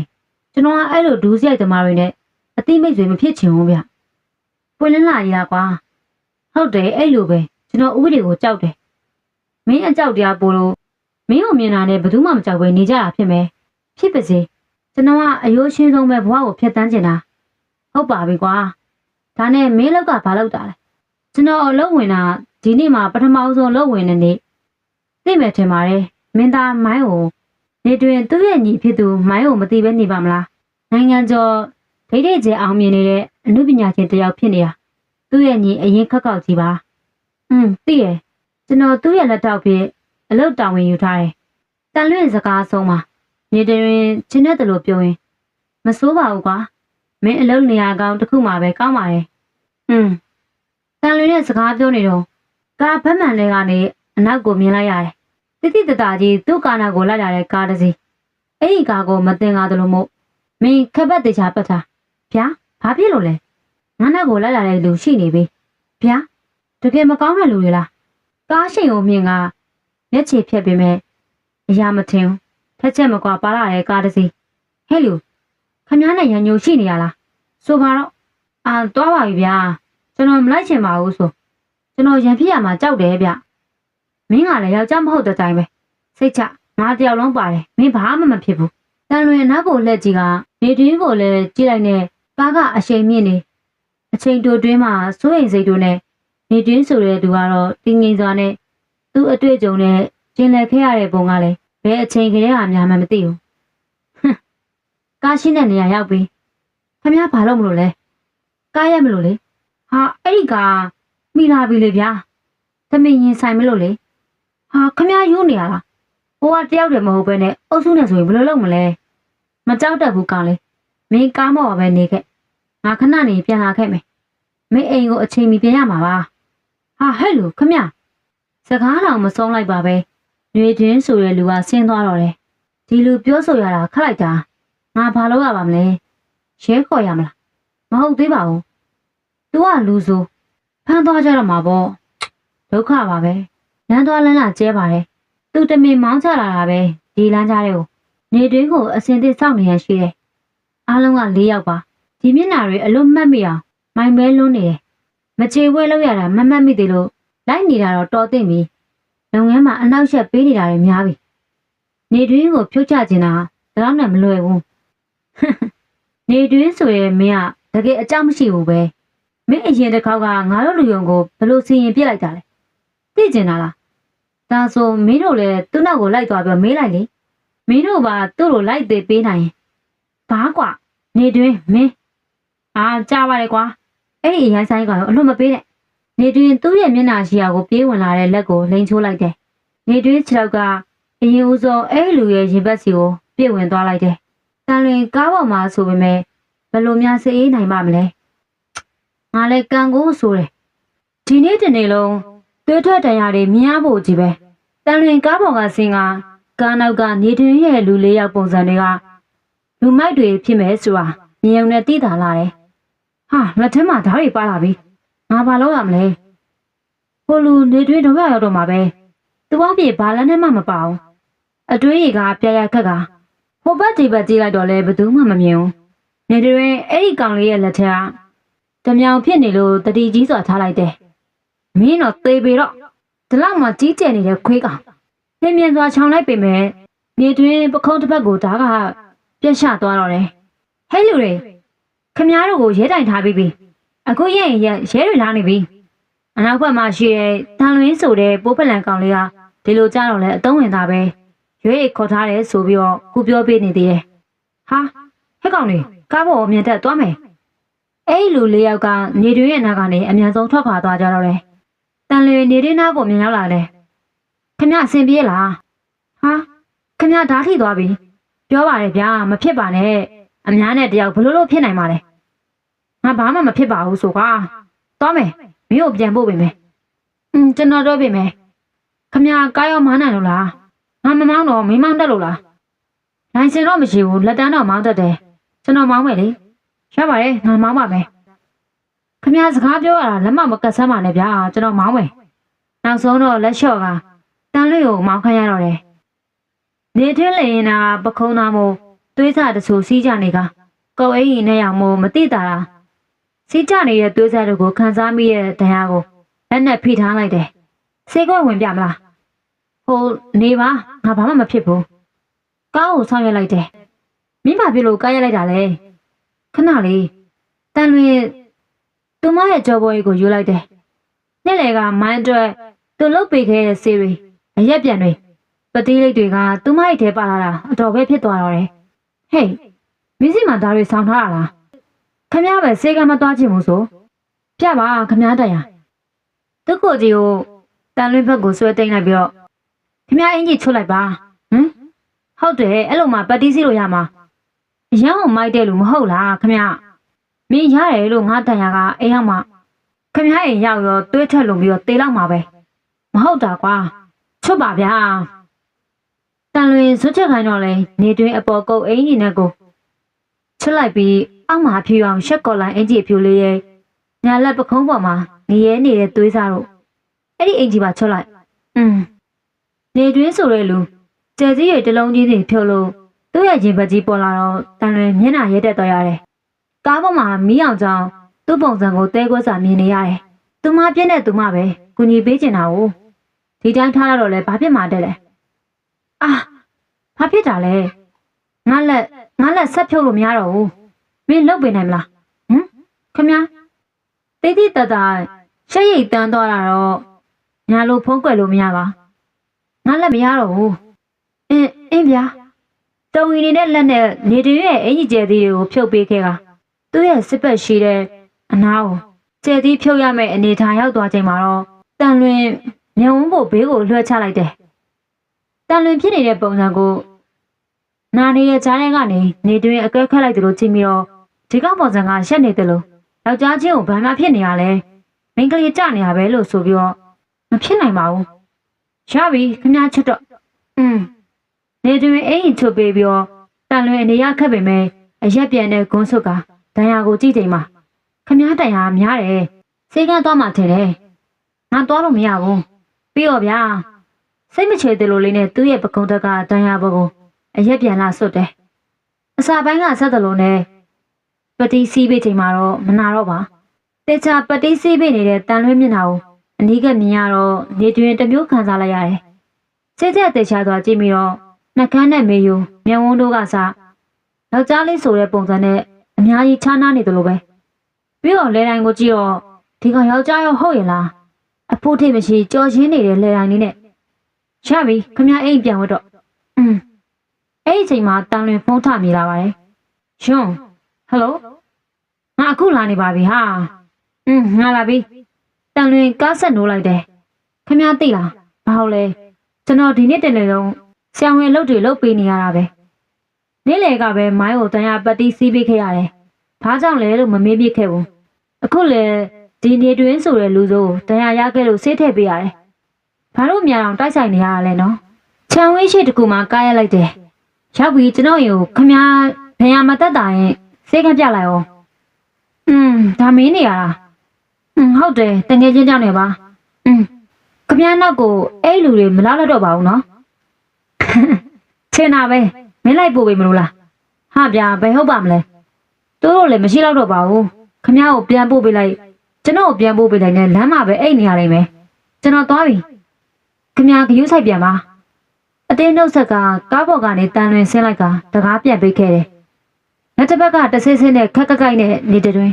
မျက်ကုံးတစ်ချက်ပင်ကျုပ်ကကားဆက်နိုးလိုက်တော့တယ်တန်လွင်ပြန်လာနောက်ကျလိုက်တာနော်ငါမှတော့စိတ်ပူနေရတာဘယ်လျှောက်သွားနေရလဲပြောစမ်းပါအောင်ရှင်ရုံးကသူမဝင်လာတာစိုးရိမ်ဒေါသလေးနဲ့မေးတော့တယ်မဘီယာဂိုင်းတစ်ခုကပြန်ပြီးဆွဲသွားတာဘာတကယ်လားနင်နော်ဟုတ်မလားညီကိုရွဲ့နေရဘဲမှမသွားပါဘူးလမ်းမှာမြင်းလက်ပွဲလေးစိတ်ဝင်စားကြကောင်းလို့ကြည့်နေတာနဲ့နောက်ကျသွားတာရုံးကိုပြောရင်အထွန်းတက်နေမှာဆိုလို့နားလိုက်ရတယ်ပြီးရောဟဲ့တန်လွင်ငါမေးမလို့လေနင့်ပြန်လာကိုစောင့်နေတာနောက်ကနေတကောက်ကောက်နဲ့လိုက်လာတာသူမအင်ကြီးလဲမဲ့နေရာထိမို့တန်လွင်စိတ်ရှုပ်စာနဲ့ကြည့်ပြောညကျုပ်ကိုဘာမေးမလို့လဲငါအဲ့တော့မိုင်းအကြောင်းလေသိချင်လို့ဟဲ့ငါအလုပ်စလုပ်တာဒီနေ့မှလေဘယ်လိုလုပ်သူ့ကြောင့်သိမှလဲဒါပေမဲ့သူ့ကိုရေးကိုတာတွေလည်းမသိချင်ပါဘူးငါအလုပ်ပဲငါအာယုံဆိုင်တယ်ငါအလုပ်နဲ့တက်ဆိုင်ရင်တော့တမျိုးပေါ့နေရလဲဟာငါသိချင်လို့ပါနင်သွားမိပါလားအဲ့လောက်သိချင်နေတာတန်လွင်ကရွှဲပြောမိရောတယ်ဟာတန်လွင်ကလည်းငါဓာတ်ရိုက်ကြီးရောမေးလို့ရင်ဘယ်ကောင်းမလဲငါသတင်းထောက်မှမဟုတ်တာအော်ငါရောသတင်းထောက်လားငါသူ့လက်ထောက်လေသူနဲ့ပတ်သက်တဲ့အကြောင်းအရာတွေကလူသိရှင်ချာမဖြစ်ဖို့တော့ငါအပေါ်မှာတာဝန်များကြီးရှိတာသိရင်တော့ပြောဖို့အဆင်မပြေဘူးဒါပေမဲ့ငါလည်းမသိဘူးအေးမနင်မသိသေးဘူးဆိုတော့လေအော်ဒါနဲ့ငါအိုက်တော်မိုင်းကသဘောကောင်းတယ်မို့လားတန်လွင်ကြီးကျယ်တဲ့တပြင်းဝင်ချလိုက်တယ်အေးကောင်းတယ်စိတ်ပြက်ဖို့ရောမျက်နှာကြီးဆက်ပြဲပြဲနဲ့နင်ကလည်းမဟုတ်တာမိုင်းကသူ့ပြိတ္တတွေကိုသူအရန်ခရူးဆိုင်ကျင်တာတတ်တာအမြဲလိုမြင်နေရတာအဲ့ဒါကသူ့ပြိတ္တတွေလေငါမှမဟုတ်တာသဘောကောင်းမလားနင်ကမိုင်းကိုမကြိုက်ဘူးလားပြောတဲ့လောက်ကြီးလည်းမဟုတ်ပါဘူးတန်လွင်နင်ကလည်းဘလို့ကြီးလည်းမသိဘူးဒီလောက်ပြောစရာအပြစ်မရှိရဲ့မိုင်းကိုမကြိုက်ဘူးဆိုတော့ငါတခြားသူဆိုရင်ငါအဲ့တော့မကောင်ပြောတယ်ဆိုပြီးတော့ရန်လို့ပြင်မှာသိလားအခုဘာလို့မလုပ်တာလဲနင်ဖြစ်နေတော့ပေါ့တော်ပါစကားများမနေနဲ့နေ့ဖြန်ငါအလုပ်ရှုပ်မယ်မိုင်းရဲ့တကူတော့ရှိုးပွဲရှိတယ်ငါပင်မတော့မှာနင်ကြီးပဲညီးမနေပါနဲ့ငါမိုင်းလေးကလည်းပို့ပြီးတော့ဆိုးမှာပေါ့အော်နင်ကသူ့လူပေါ့မဟုတ်ပါဘူးတန်လင်းကလည်းငါနင်းရဲ့လူပါပြီးတာပဲတွိုက်တော့ဟုတ်ပါပြီရုံးထွက်သွားတော့မှတန်လင်းတကားပိတ်ကအဝေးစားကောင်းကောင်းလဲခဲ့ရတော့တယ် ခဏကြာရင်မိုင်းစိတ်စပေါ်တက်ရတော့မယ်စပင်ခံအောင်လေးနဲ့မိုင်းရဲ့ပုံစံကလိုက်ဖက်လွန်းလာပါတယ်သူတကယ်ပဲစမတ်ကြတာပဲအင်းလေအဲ့ဒါကြောင့်လဲအခုခေတ်မိန်းကလေးတွေအများစုရဲ့သူ့ကိုတက်တက်လှုပ်နေကြတာပေါ့မိုင်းသူ့ကိုငေးကြည့်နေတဲ့တန်လွင်ကိုကြည့်လိုက်ကဟေးမင်းဘာလုပ်နေရလဲဒီလိုလောင်ဘာလုပ်လဲတန်လွင်ခက်တက်တက်သွားလိုက်တယ်ဒီမှာငါဖက်နဲ့ထုတ်ပြီးအောင်ဘေးကဖုန်းထဲကဖက်နဲ့ကိုသူကိုယ်တိုင်ထုတ်လို့ရင်ရရတာနဲ့တမင်တကာအပေါ်စည်းဆန်ပြီးတော့သူ့မကိုခိုင်းလာပါတယ်မရှိတင်ခဲ့တပ်ပြင်းကိုရှာရင်ဖက်နဲ့ကိုထုတ်ပေးလိုက်တယ်ရော့ရပါပြီမိုင်းနဲ့ကျန်းနဲ့တွဲတက်ထားတဲ့မိုင်းကိုတက်လိုက်တယ်ပြီးမှတန်လွင်ထုတ်ပေးထားတဲ့ဖက်နဲ့ကိုစီးလိုက်ပါတယ်ရော့ငါဖုန်းကိုယူထားပေးကမ်းပေးလိုက်တဲ့ဖုန်းကိုတန်လွင်အလင်းမြန်ပဲယူလိုက်ရတယ်ကျွန်တော်ယူထားမယ်ဘယ်ကဖုန်းလာမကင်နဲ့ဟုတ်သူမကိုအသေးချမားနေတယ်သူ့ရဲ့အင်ဂျီတွေကိုစမတ်တကြပြည့်ပြည့်နေရင်နဲ့အစင်သက်ဖြစ်ပြီလားဒန်ဆာအဖွဲ့အားလုံးပြီးပြီနော်မိုင်းနဲ့တွဲတက်ရမှာဆိုတော့လေโอเคငါပြီးပြီအခုပဲစရိတ်ပေါ်တက်တော့မှာဟုတ်အားလုံးအစင်သက်ဖြစ်တဲ့အကြောင်းငါပြောတာပါမိုင်းစားလို့ရပါပြီဟုတ်ကဲ့မိုင်းကိုလာခေါ်တဲ့တာဝန်ယူထားတဲ့ကောင်မလေးကထွက်သွားတော့တယ်ငါသွားမယ်တန်လွင်ယူသေးစားနဲ့ပဲခေါင်းကျင်းလိုက်တယ်မိုင်းစတိတ်စင်ပေါ်ကိုတက်ဖို့အတွက်အနောက်ဘက်ကိုဝင်သွားတော့တယ်တန်လွင်စတိတ်စင်ရဲ့ဘေးဆောင်မြင်ရတဲ့နေရာမှာမတ်တက်ရဲလိုက်တယ်လက်ကနိုင်ကိုကြည့်လိုက်တော့မှအခုည7 နာရီဆိုတော့ဒီမိုင်းရဲ့ရှိုးပွဲကအနည်းဆုံးတော့မိုးလင်းကနေထိပဲနေမှာငါတော့အေးပြက်ပြီဘာတို့မှလည်းတူလဲတူတူပဲပေါ့စတော့မစားသေးဘူးသူမကတန်းနေပါပြီတချင်းတော့မဆိုရသေးဘူးငါအိတ်ငိုက်နေပြီပရိသတ်ပေါင်းမှများစွာရဲ့အားပေးမှုလက်ခုပ်တန်တွေနဲ့ဆူညံနေတော့ပါတယ်စိတ်စင်ကြီးကကြီးကျယ်စွာနဲ့ခန္ဓာလှပတယ်မီးအောင်ဆုံးဆလိုက်မီးတွေကလည်းစမ်းကြက်စွာနဲ့ကြံဝန်းလာတဲ့နိုက်ကတီးတန့်တီထောင်ထားတဲ့ရှိုးပွဲစိတ်စင်ကြီးကခန္ဓာလွန်လာပါတယ်မိုင်းဆိုတဲ့တကူတော်အောင်မြင်နေတဲ့အဆိုတော်တယောက်ရဲ့အောင်မြင်မှုကြီးကအမခမ်းပါပဲမိုင်းရဲ့တချင်းမြူးစစ်တန်တီလုံးတီထွေမျိုးကစတင်လာပါတော့တယ်မိုင်းရဲ့ရှိုးပွဲပြီးဆုံးသွားချိန်မှာသူမငိုက်နေတာပြရတော့တယ်ဒီလောက်မြူးကြွတဲ့တချင်းတွေကြားမှာတော့သူမအိမ်ငိုက်နေမိသေးတယ်ကမန်းကတဲ့မျက်လုံးကိုဖွင့်ရင်ပြီးသွားပြီပဲဘယ်နှစ်နာရီထိုးပြီလဲအမလီဖေရဗျာမနေ့3 နာရီအချိန်ကြာကြီးပါလားပရိသတ်တွေကိုနှုတ်ဆက်ပြီးရနဲ့စင်ပေါ်ကဆင်းလာတော့မှကိုတီးလိုက်တာမို့ငါသူ့ကိုစူးစောင့်နေမှစင်နောက်တကားပေါက်ကိုအပြေးတစ်ပိုင်းတွားရပါတယ်ပင်မသွားပြီလားမိုင်းသိရတာနဲ့ဒါရရဲ့ဟုတ်ပါပြီကွာဒါတော့မင်းပြောနိုင်သေးတာပဲကွာကျွန်တော်ရဲ့ကိုပိုင်တိုက်ကအပြုံးလေဗျာတန်လင်းရှိမှပြောနေရမို့ဘာပြုံးလဲငါနဲ့ကြတော့ပုံမှန်ထက်တောင်တည်တက်နေတာကိုများသူ့စတိုင်းတဲ့ပြန်မယ်အစင်တက်မှာပဲပြိတ္တတချို့လည်းရှင်းသွားပြီမိုင်းအတွက်တီးတန့်လမ်းကြောင်းကလည်းရှင်းထားပြီးသားပါတန်လွင်မနှက်ပန်အတွက်အားမေးရအောင်မယ်တန်လွင်မနှက်ပြန်အတွက်အားမေးထွားအောင်မင်းကအတိကဒါမှမိုင်းကိုစောင့်ကြည့်နိုင်မှာသူမအောင်လမ်းတတိပေးစကားပြောနေတဲ့ဒိုက်တာကြီးညိုဟုတ်ကဲ့ပါဒိုက်တာကြီးညိုရဲ့အမေခြားတိုက်ပေါက်စလေးကတော်လာကြည်လားကွာအလုံးဝင်တာ2 ရက်တောင်မပြေသေးဘူးငါနာမည်အောင်သိနေပြီပဲမိုင်းပြောရလားပြောเสียလားမိုင်းကဝင်ပြောတော့တယ်ဟုတ်လားဘယ်သူမှမပြောပါဘူးကျွန်တော်ဇညွန်းတွေယူလာပြီးတော့ဒိုက်တာကြီးနာမည်သိရပါဩမင်းတော်သားပဲပေါက်စလေးဒိုက်တာကြီးကတန်လွင်ကိုချီးကျူးနေအောင်မိုင်းကြားရတာမကျင်တဲ့တလုံးနဲ့အဲ့ဒီခြားတိတ်ပေါက်စကိုဘာလို့များတော်တယ်လို့ထင်နေကြရလဲသူ့မြင်တော့ထင်တယ်လို့သဘောမကျတာမှန်ပါကဲစကားပြောရတာကောင်းပြီမဲ့ငါပင်မနေပြီပြက်မယ်တောင်းမယ်ဒိုက်တာကြီးဟုတ်ပြီသွားမယ်အင်းမမိုင်းရဲ့ခြေလမ်းကျဲတွေနောက်မှာတန်လွင်အပြည့်လိုက်ရတယ်ကားကတရွေ့ရွေ့နဲ့ပြေးနေစေမနေ့4 နာရီဆိုတာနဲ့အသွားလာကျဲပြီးကားလမ်းမကြီးကအနှဲငယ်တော့တိတ်ဆိတ်နေတဲ့အောင်တန်လွင်ရဲ့အတွေ့ကဟိုတစားဒီတစားနဲ့အကိုအစင်ပြေးရလားဘာတွေလုပ်နေလဲငါ့ကိုမဆက်သွယ်တာလဲကြာပြီအတွေ့စားတော့နဲ့လွင့်နေချိန်မှာပခုံးတက်ကိုလွင့်ကျလာတဲ့အခါလန့်သွားသလိုလေးငှက်ကြည့်မိတော့သူငါ့ဘောဘာလို့လာပြီးတော့မိအိတ်ရတာလဲမိုင်းသူမရဲ့ပခုံးတက်ကိုခေါင်းဆိုင်ကြည့်ကဘာမှခရီးမဆိုင်ပဲအိပ်ပျော်သွားတော့တယ်သူမရဲ့လက်ကြိုးလေးကမိုင်းရဲ့နှထင်ကိုထူပြီးတော့ဟိုတစ်ဖက်ကိုပြန်မိခိုင်းမိမယ်သူမပခုံးတက်ကိုပဲပြန်ရိုင်လာခဲ့တယ်ဒုက္ခပဲဒီလောက်တောင်အိပ်ပျော်သွားတာလား သူတကယ်အိမ်ငိုက်တက်တာပဲလားခေါင်းရအောင်တော့ပြန်မထူးနိုင်ပါပဲသူတော်တော်ပင်ပန်းနေရပဲလူများရှိမှတော့မပင်ပန်းသလိုအပြုံးမြင်တာနဲ့အဲ့ဒါလားသူတို့အိုက်ဒွန်ဆိုတဲ့လူတယောက်ရဲ့အပြစ်မှုတစ်ခုပါပဲအဲ့လိုတွေးမိရပြန်ပါတယ်တန်လွင်သူ့ပေါ်ကတင်းလာတဲ့ရေမွေးနှံကိုသဘောကျတယ်ဖြူနုနေတဲ့မျက်နှာသွင်းနဲ့တက်မဲ့ပြီးတော့ကြည့်ကောင်းလုံးနဲ့မျက်ခုံးမိုင်းရဲ့ကားပေါ်ဒီအောက်မှာကားရလိုက်တော့မှသူမပခုံးပေါ်မှာမိအိတ်မိရကိုတိလိုက်ရတာမို့ဇက်ကနေကောင်းထောင်လိုက်တယ်ဘလို့အိတ်ပြောသွားပါလေကိုအောင်တတိမထားမိတယ်လို့ဖြစ်သွားတာမို့မိုင်းရောက်ပြီကားမောင်းပေးတဲ့ကောင်လေးကပြောလိုက်တော့တယ်ဘယ်သူဆင်းလိုက်ကြတယ်မိုင်းခေါ်တန်ကြောင်လှည့်ကြည့်လိုက်တယ်ဘာပြောမလို့လဲကျွန်တော်ပြန်တော့မယ်မင်းကြမို့ချုပ်ချိုးမတော့ခင်ကလေးကခမရအတွက်လိုအပ်တာတွေစီစဉ်ပေးထားပြီးသားပါကျွန်တော်လိုက်မနေတော့မနှက်စာလောက်ဆရာတွေရှိသေးလို့ရော့စာရွက်အားလက်ချိန်ပေးတဲ့အချိန်စရာပြောင်းမယ်မင်းစင်းနေတဲ့မြုံဝန်းတွေကိုမနေ့ပြုတ်ကြည့်ကယူလိုက်ရတယ်သူမကိုဒီအချိန်ကြီးပြန်ခန့်ရအောင်ဒီတော့မိုင်းရဲ့အတွေ့အမဆိုးဝပါတီကြီးရဲ့မြုံဝန်းနဲ့ပြန်ကြည့်ရင်မင်းဒီနေ့ပြန်မနေတော့နဲ့ငါ့အိမ်မှာပဲအိပ်ပါဘယ်ချိန်ရှိနေပြီလဲမနေ့4 နာရီလောက်ခွဲနေပြီတန်လွင်ငေးတောင်လေးနဲ့သူသဘောကောင်းတာလားမသိဘူးဟိုရပါတယ်ဗျာမင်းကမင်းဘာထင်းနေလဲငါမပြန်နဲ့ဆိုရင်မပြန်နဲ့ပေါ့ကွာ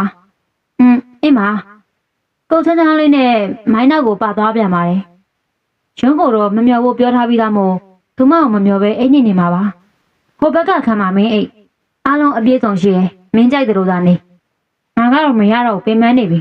ငါ့ကိုဘယ်သူမှလာမလို့စေနဲ့ဘယ်လူကြီးလာငါ့ကိုမတွေ့ခိုင်းနဲ့နေမကောင်းလို့သာပြောလိုက်ကြလားခမ ्या ကိုကုမ္ပဏီကလည်းသိပါတယ်ငါးချိန်နေပေးထားပါတယ်မင်းသိရင်ပြရပဲလေမင်းစင်စင်ရမှာခမ ्या စိတ်ချတာကြတာအိပ်ပြောအောင်အိပ်ပါကျွန်တော်လည်းအိတ်ချင်နေပြီမနေ့အလုပ်ကိစ္စတွေရှိသေးတယ်မင်းသဘောပေါက်ရင်ပြရပဲလေမိုင်းအခန်းတကားကိုပိတ်သွားတော့တယ်သူမှလည်းပေးထားတဲ့အခန်းထဲကိုဝင်လိုက်တယ်အဲ့တဲ့အတွက်ဆိုပြီးအခန်းလွတ်တကူလည်းရှိတာဆိုပေမဲ့အသုံးဆောင်တွေထားတဲ့ပစ္စည်းပစ္စယတွေကလည်းပြည့်စုံရရဲ့ပါအရန်လည်းအိတ်ချင်နေတဲ့တန်လွင်ဘာကိုမှအာရုံမထားပဲမွေးရပေါ်မှာသာပြစ်လေအိတ်ချလိုက်တော့တယ်ငါလည်းတော်တော်ပင်ပန်းခဲ့ပါတယ်သူနဲ့ပတ်သက်တာတွေအကုန်အစာဆုံးလိုက်လုပ်ပေးရတာတချင်းတက်မဆိုတာကလွယ်လို့မနဲ့အစောကြီးမှာမိုးချင်းတန်ကြရပြီးတဲ့နောက်မှာတညာလုံးလည်းအိတ်မရအောင်တရားကလည်းအနှဲငယ်နာကျင်လာရတယ်နေတွင်ပြတင်းတကားကမှန်နေနဲ့မို့ဘေးနားကဒွင်းဘက်ပေါ်ထားလိုက်တယ်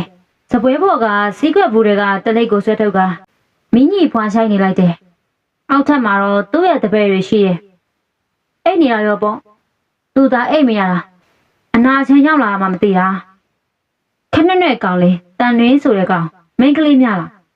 အတွေးထဲမှာအဲ့နေကလေးကတွေးလို့မဆုံးနိုင်ပါဘူးမင်းကဘယ်လိုမျိုးလဲမိန်းကလေးပဲလားတွေးမိတဲ့လောက်စကလုံးတွေအသေးစိတ်ပြန်တွေးပြီးတော့သူမေးခဲ့တဲ့မင်းယောက်ျားမဟုတ်ဘူးလားဆိုတဲ့မေးခွန်းရဲ့အဖြေကိုဖြေရလို့လားသိကြတယ်မဖြေဘူးဆိုတာကတော့မင်းမိန်းကလေးမလို့ပိုးဖလန်ကောင်လေးလို့သိနေတာပဲဖြစ်မယ်ကွာ sorry ပဲကွာမင်းငုံနေရတော့မနစ်သိပ်ပဲနဲ့ငေါက်ခဲ့သေးရဲ့ကွာတကားခောက်တန်ကြားလိုက်ရတယ်ဝင်ခဲ့ပါဟုတ်ကဲ့နေတရွက်တပည့်တယောက်ဝင်လာခဲ့တယ်ခေါင်းဆောင်မตายရတဲ့မျက်နှာပေကအစင်မပြေတဲ့အကြောင်းပြချက်ကိုဖော်ညွှန်းနေတာသိတာလာတယ်ဒါအစင်မပြေဖြစ်ခဲ့တာလေကျွန်တော်တို့ဘွဲ့တွားဖို့တဲ့ပစ္စည်းတွေရဲနဲ့ထိတ်တိုက်ဆုံပြီးတော့လမ်းကျော်မရှင်ပဲအသိမ်းခံလိုက်ရပါတယ်အဲ့ဒါနေတွင်စိတ်ကွက်ကိုမိတက်လိုက်တယ်ဟိုဘက်ကအချင်းလေသူတို့ပေရောကမပါတော့ဘူးလို့တော့ထင်မိရဲ့ခေါင်းဆောင်မင်းအသက်ပြောနိုင်လို့လားဟိုအဲ့လိုကျွန်တော်တေချာမပြောနိုင်ပါဘူးဒါပေမဲ့ခေါင်းဆောင်ကျွန်တော်တောင်းပန်ပါတယ်ကျွန်တော်တို့ပို့ဆောင်မှုကြောင့်ပါโอเคကောင်းပြီလေမင်းလောက်ဆရာရှိရပဲတွားလောက်လိုက်တော့ဟုတ်ကဲ့ခေါင်းဆောင်တပည့်နေတွင်းနာကနေအယိုသေးပေးကထွက်သွားတော့တယ်ဘေးနားမှာအစင်သိရှိနေတဲ့ကြာကင်နက်ကိုကောက်ယူဝစ်လိုက်ပြီးကားတော့ယူကထွက်လာခဲ့တော့တယ်တုံခါနေတဲ့ဘေးနားမှာ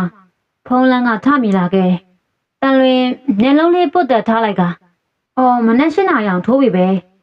သူမမိုင်းရဲ့အိမ်မှာအိတ်တာမို့သူ့အတွက်တိတက်ရမယ်ဆိုတဲ့တွင်နဲ့မနက်စာအတွက်သူမလုံးနေတာလေးလုပ်ပေးမယ်လို့တွေကမျက်နှာတည်းသွားတိုက်ကအပြင်ထွက်လာခဲ့တော့တယ်ရေခဲတက်တာထဲမှာမနေ့ကမိုးချုပ်ကငါအားလုံးထည့်ပေးထားတယ်လိုအပ်တာတွေချက်ပြုတ်ဖို့လိုအပ်တာတွေသူမထုတ်ယူလိုက်တယ်အလင်းရောင်ကအခန်းတွင်းကိုဖြာကျလာတယ်မျက်လုံးများပွင့်လာခြင်း ဘယ်ချိန်ရှိပြီလဲကွာမိုင်းထားလိုက်တော့တယ်ဒီနေ့တာတော်တော်သူ့အတွက်နားရက်ပေးထားတယ်ဆိုတာသိထားတယ်ညကတညာလုံးရှိုးပွဲမှာသူဘလောက်ပင်မဲခဲ့ရလဲဆိုတာသိထားတယ်အတန်ကမိုးရေစက်တို့ကြားတယ်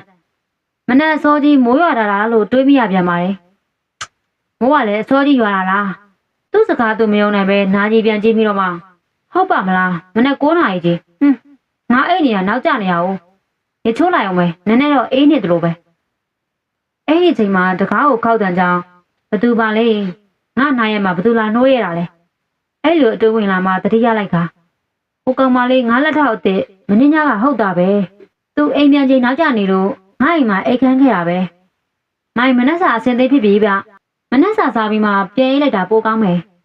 အပြင်ကနေအော်ပြောနေတာကြားလိုက်ရတယ်ငါအဲ့နေရများထင်းလို့လားဗျာမအိမ်ရင်လည်းမနှက်စာစားလိုက်ပါပိုကောင်းပါတယ်မင်းရဆရာလားတန်လင်တွင်ဒီလိုဘလို့လူလဲသူ့တော့ပြောမှမသိကို့တော့ပြောမှမသိနဲ့ဟိုမဟုတ်ပါဘူးကျွန်တော်ခမရဲ့ဆရာမဟုတ်ပါဘူးတလွဲမထင်ပါနဲ့ကျွန်တော်ခမရဲ့လက်ထောက်ပါဒါသူ့ကိုပြန်ရွက်နေရလားမင်းငါ့ကိုလာရွက်မနေနဲ့မင်းမှန်သိလို့ငါပြောတာခဏနေလာခဲ့မယ်ငါရေးထုတ်မလို့မင်းသွားတော့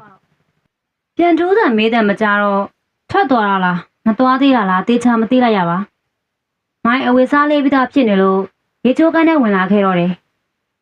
တန်လင်းအပြင်သွားဖို့အတွက်ကြောပွဲအိတ်ကိုလွှဲနေချိန်မှာတပတ်နဲ့တုံရင်ချင်းလာခဲ့တယ်သူမအောင်မြင်တာနဲ့မင်းပဲသွားမလို့လဲကျွန်တော်အိမ်ပြန်မလို့ဒီမှာအားလုံးခမားအတွက်စီစဉ်ပေးထားတယ်ရေရွေးတွေမတောင်းနဲ့ရေကြဲဘူးထဲမှာထည့်ထားပေးတယ်လွှဲတာရှိရင်တော့ဖုန်းဆက်လိုက်ပါမင်းကဘာလို့ပြန်มาလဲငါတယောက်တည်းပြင်းတယ်လို့ပြောဖို့ကြတော့လဲပြောမထွက်ဘူးတကယ်တော့ तू ပြင်းပါတယ်နားရဲ့ဆိုပေမဲ့အကတော့လေးကျင်အောင်ပဲရပါတယ်ကျွန်တော်ညနေ9 နာရီပြန်လာပြီးတော့ခမားလိုအပ်တာတွေလုပ်ပေးမှာပါအခုကျွန်တော်ပုံစံနဲ့ကြည့်အောင်အိမ်ပြန်ပြီးရေချိုးပြီးတော့တရေလောက်တော့အိတ်တင်သေးရလေဗျာမင်းကဘာပေးမှန်းလို့လဲငါလိုတချင်းဆိုရတာလည်းမဟုတ်ဘူးဟာဗျာဘယ်လိုများပြောရလဲကျွန်တော်ကခမားစကားလဲနားထောင်ရတယ်ခမားအဆင်ပြေဖို့ပြီးတော့အလုပ်အတွက်အစီအစဉ်တကျအားလုံးအဆင်ပြေဖို့အချိန်နဲ့ပြေးပြီးတော့လုပ်ပေးရတယ်ကုမ္ပဏီကယာရုရှိရတဲ့သူတွေအော်ငေါ့တာလည်းခံရသေးတယ်ခမားကြတော့အားလုံးအဆင်ပြေနေတာပဲငါအဆင်ပြေတယ်လို့မင်းတို့ဘာသူပြောရလဲနေစမ်းမအောင်မင်းရန်တွေ့တာတော်လာကြီးလားကျွန်တော်ဘယ်မှာရန်တွေ့နေလို့လဲဗျာပြောပြနေအောင်ကျွန်တော်ကဘာလို့ခမားလိုလူတယောက်ကိုရန်တွေ့ရမှာလဲချားပါအသက်နိုင်ဆုံးစောစောလာခဲ့နောက်ကြရင်မင်းကိုနှောက်ဘယ်တော့မှအားလက်ရမပေးဘူးအတွင်းစိတ်ကတော့ပြောလိုက်မိသေးရဲ့စိုးဝါလိုက်တယ်လို့ကိုချင်းစာစိန်နည်းနည်းလေးတော့မထားတတ်ဘူးအင်းမနောက်မဖြစ်စေရပါဘူးအမိလာခဲ့ပါမယ်ဟေးနေဟုတ်ခဏလေးမင်းပြန်มาဆိုတော့နန်းကြုံလေငါကွန်ပျူတာကြောင်သွားလို့ပြင်ဆိုင်ကိုပို့ပြီးတခါတည်းစောင့်ယူခက်လိုက်အောင်ခဏလေးငါယူပေးမယ်မိုင်းပြောပြရနဲ့သူ့ရဲ့စပွဲပေါ်ကကွန်ပျူတာကိုခောက်သိန်းကသူမစီကိုပြန်လာတယ်တကယ်မလွယ်တာပါပဲသူ့ကွန်ပျူတာကြီးကိုလည်းထည့်ပေးအောင်မယ်ဆိုပဲအိမ်ပြန်လာအောင်လွတ်လွတ်လပ်လပ်မပြန်ရအောင်လုပ်နေရပဲဒါပေမဲ့တန်လွင်ဘာများပြောနိုင်မှာလဲချော့ဘာဖြစ်သွားလဲတေချာမေးခဲ့ဒါပဲမဟုတ်လားကျွန်တော်ပြန်လို့ရပြီမဟုတ်လားရပြီနောက်မကြစင်နဲ့အင်းမသွားပြီမိုင်းအရှိကနေလင်းမြန်စွာဖျက်ချောက်သွားတော့တယ်တိတ်ပြီးတော့မပြန်ချင်ရှာဘူးသူမပြင်ပေးတဲ့မနက်စာတွဲစပွဲဘုတ်ကိုအကြည့်ရောက်သွားချိန်မှာတော့တေချာပြင်ပေးတဲ့မနက်စာကတေချာပြင်ပေးခဲ့တဲ့မနက်စာကရတာရှိမဲ့ပုံစံလေးနဲ့စီးကြုံနေတော့တယ်လူများစွာရှိနေတဲ့အရက်ပါအကြီးစားတစ်ခုနေတွင်ခြေလန်းကျဲများနဲ့ကနေလူကြားထဲကနေဝိုင်ကွက်ကိုကိုင်းရင်ဘားနာကိုရှောက်လာခဲ့တယ်နေတွင်နောက်ကျောဘက်ကအတန်မို့လှည့်ကျင်ချေဘာပြောလို့လဲကွာမိန်းကလေးနှစ်ယောက်နဲ့တွဲလာတဲ့ချေမင်းစိတ်ပါရင်တယောက်ပေးနိုင်တယ်နိုးစိတ်ဝင်စားချေမင်းမဲလိုရမယ်ထင်တာဟုတ်ပါမလားຫນွေကိစ္စရှိရလားပြဿနာရှိရလားပြဿနာရှာရလားချေမိတ်ဆွေဟောင်းကိုလာနှုတ်ဆက်ရုံလေးပါโอเค sorry ပါဒါဆိုရင်တော့ငါအဆင်မပြေဘူးသွားစရာရှိသေးလို့နောက်မှမိတ်ဖွဲ့ကြတာပေါ့သွားပြီချေကားပေါ်ရောက်တာနဲ့မောင်းထွက်တော့မိုးကတမ်းမဲစွာရနေတယ်မိုးရွာဒီကငါ့အတွက်အဆင်မပြေဘူးပဲကွန်ပျူတာဆိုင်ထဲကထွက်လာချိန်မှာတန်လွင်အပြေလွှာမိုးကိုဖို့လုပ်နေပေမဲ့သူမခြေလမ်းထက်မြန်ဆန်တဲ့မိုးဆက်တွေဟာအမလီငါမိုးမိပြီအချိန်မီဆိုပြီးဘာကြီးမှမယူခဲ့တာ အခုတော့မိုးကထင်းတဲ့အတိုင်းပိုသေးထန်နေတယ်အဲ့ဒါမိုင်းကြောင့်သူ့ကြောင့်ငါမုန်းမိတာကွန်ပျူတာသူ့ online နားလည်နေအောင်ငါ့ကိုတက်တက်ညစ်ပတ်တာဖြစ်ဖို့များတယ်ဘယ်လိုလုပ်မလဲမိုးကအရန်ကိုတဲပါလားသူမခုံနေတဲ့လမ်းဘေးမိုးခိုလို့ရအောင်မိုးပေးထားတဲ့ခုံတန်းလေးလည်းမတက်နိုင်ပါဘူးတကူလုံးရွှဲဆိုကသူကွန်ပျူတာကြီးကိုမိုးရွှဲမှဆိုလို့ပူပန်နေရပေမဲ့လည်းတော်သေးတယ်ပြင်ဆိုင်ကမိုးရေဆိုမှဆိုလို့ဆိုပြီးတော့ရေလုံးကအိတ်နဲ့တစ်ထပ်ထည့်ပေးလိုက်လို့သာတစ်ဖက်ကမှန်ကြီးထဲမှာမိုင်းရဲ့ဓာတ်ပုံအကြီးကိုတေချာမှန်ပေါင်းအလုံးခတ်ထားသေးတယ်သူပဲကောင်းတယ်ရုပ်ပုံတော့အမြဲလုံချုံနေတာမိုးကလည်းရွာပဲရွာတယ်အတန်ကြီးကကြောက်ဖို့ကောင်းတယ်လုပ်သေးတယ်လူကအေးချမ်းနေပါပြီနေတွင်ကားကိုဖေးဖေးမောင်းနေရတယ်မိုးရေကြားထဲမှာမတဲခွဲတဲ့ဒုတေကအမြင်မကြည့်တာမို့အရှိကမှတ်တိုင်လေးပေါ်မှာလူတစ်ယောက်ကိုမြင်လိုက်ရတယ်သူငါရင်းနှီးနေတယ်လို့ပဲတေချာကြည့်မှာပဲဟိုငပိန်ရိုးလေးဟုတ်ပါတယ်ဒါတော့မိုးရွာကြီးဘာလုပ်နေရလဲသူ့ကငါတွေ့ရင်အမြဲတမ်းဘယုတ်ကြနေတတ်တာပဲဖြင်းချင်းစွာကားကတန်လွှင့်ရှုပ်ကိုရက်လိုက်တယ်နားမလဲစွာနဲ့မှန်ချက်တွေပွင့်လာတာနဲ့ကြည့်လိုက်မှဟမ်ခင်ဗျမင်းဒီမှာဘာလုပ်နေရလဲမိုးခိုနေရလေဗျာငါမြင်နေရတော့မင်းမိုးခိုနေရမဟုတ်ပါဘူးမင်းမိုးရေအရွှဲခံနေရပဲကွာမဟုတ်ဘူးလေသူမမလုံတာကျွန်တော်ပြစ်မဟုတ်ဘူးလေကဲငါကားပေါ်တက်ပါလိုက်ဖို့ပေးမယ်ဟာဟိုနေ့ညကလို့ရဖြစ်မှာကြောက်လို့လားဦးမနေနဲ့ဒီပုံစံနဲ့ဘသူမှငါနောက်ကိုမလိုက်ဘူးတက်ကွာမင်းအေးနေပြီရေခဲရိုက်ပြီးသားဖြစ်သွားလိမ့်မယ်တန်လွင်မလိုက်ချင်ပေမဲ့လေလူကအေးနေပြီမို့တက်လိုက်ရတော့တယ်ငါဘယ်ကိုပို့ပြရမလဲမအိမ်ကိုဒီချိန်ကြီးကိုမင်းကိုအလုပ်ခိုင်းနေရပဲလားအဲ့ဒီကောင်ကကျွန်တော်အလုပ်ချိန်လေဟာမင်းအလုပ်ချိန်ဆိုပေမဲ့ဒီကောင်ဒီလောက်တော့တိတက်ရမှာပေါ့နေတွင်အတွေးနဲ့ညီဖြစ်သူမိုင်းကိုစိတ်တူလိုက်ရတယ်အကျဉ်းနာတရားမရှိတဲ့ကောင်တန်းလေးကိုအကက်ခတ်ကြည့်လိုက်တော့အေးနေတာသိလိုက်တယ်သူ့ဘော်ကဂျာကင်ကိုချွတ်လိုက်ပြီးရှော့ဘာလဲမင်းအေးနေတာငါ့အိမ်ကြီးဝတ်ထားလိုက်ရပါတယ်ပြောရတာခက်မနေစမ်းပါနဲ့နေတွင်သူ့လက်နဲ့ပဲတန်လွင်ရဲ့ကိုယ်ပေါ်ကိုဂျာကင်ဆွဲချုံပေးလိုက်တယ်ရပါတယ်ဆိုဗျာရတယ်ပြောနေမဲချင်းရိုက်တော့မယ်တန်လွင်စကားကိုစက်မငင်းနိုင်တော့ပဲကုတ်ကုတ်လေးနဲ့ပဲဘေးမှာထိုင်ရင်ငြိမ်သက်နေရောတယ်တစ်ချက်လေးငှက်ကြည့်မိရင်နေတွင်အတွေးလေးနဲ့ပဲသူမရဲ့ပုံစံလေးကမိုးရေဆိုတော့မှခမယောက်ျားလေးနဲ့တူနေလို့လေပရိသတ်များရှင်အခုနားဆင်ကြကြရတဲ့ဇလန်းလေးကတော့ရှင်ခွင်ရန်ရဲ့နှလုံးသားဆိုတဲ့ဇလန်းလေးရဲ့အပိုင်းတစ်ပဲဖြစ်ပါရဲ့ရှင်နောက်နေ့များမှတင်ဆက်မဲ့အပိုင်းနှစ်ကိုလည်းစောင့်မျှော်အားပေးကြပါအောင်ရှင်ဒီဇလန်းလေးကိုကြိုက်နေတတ်တဲ့ဆိုရင်တော့ကျမတို့ရဲ့ channel လေးကို like and subscribe ပြုလုပ်ပြီးအားပေးကြပါအောင်ရှင်နားဆင်ပေးကြတဲ့ပရိသတ်များအားလုံးရှင်လန်းချမ်းမြေ့ကြပါစေရှင်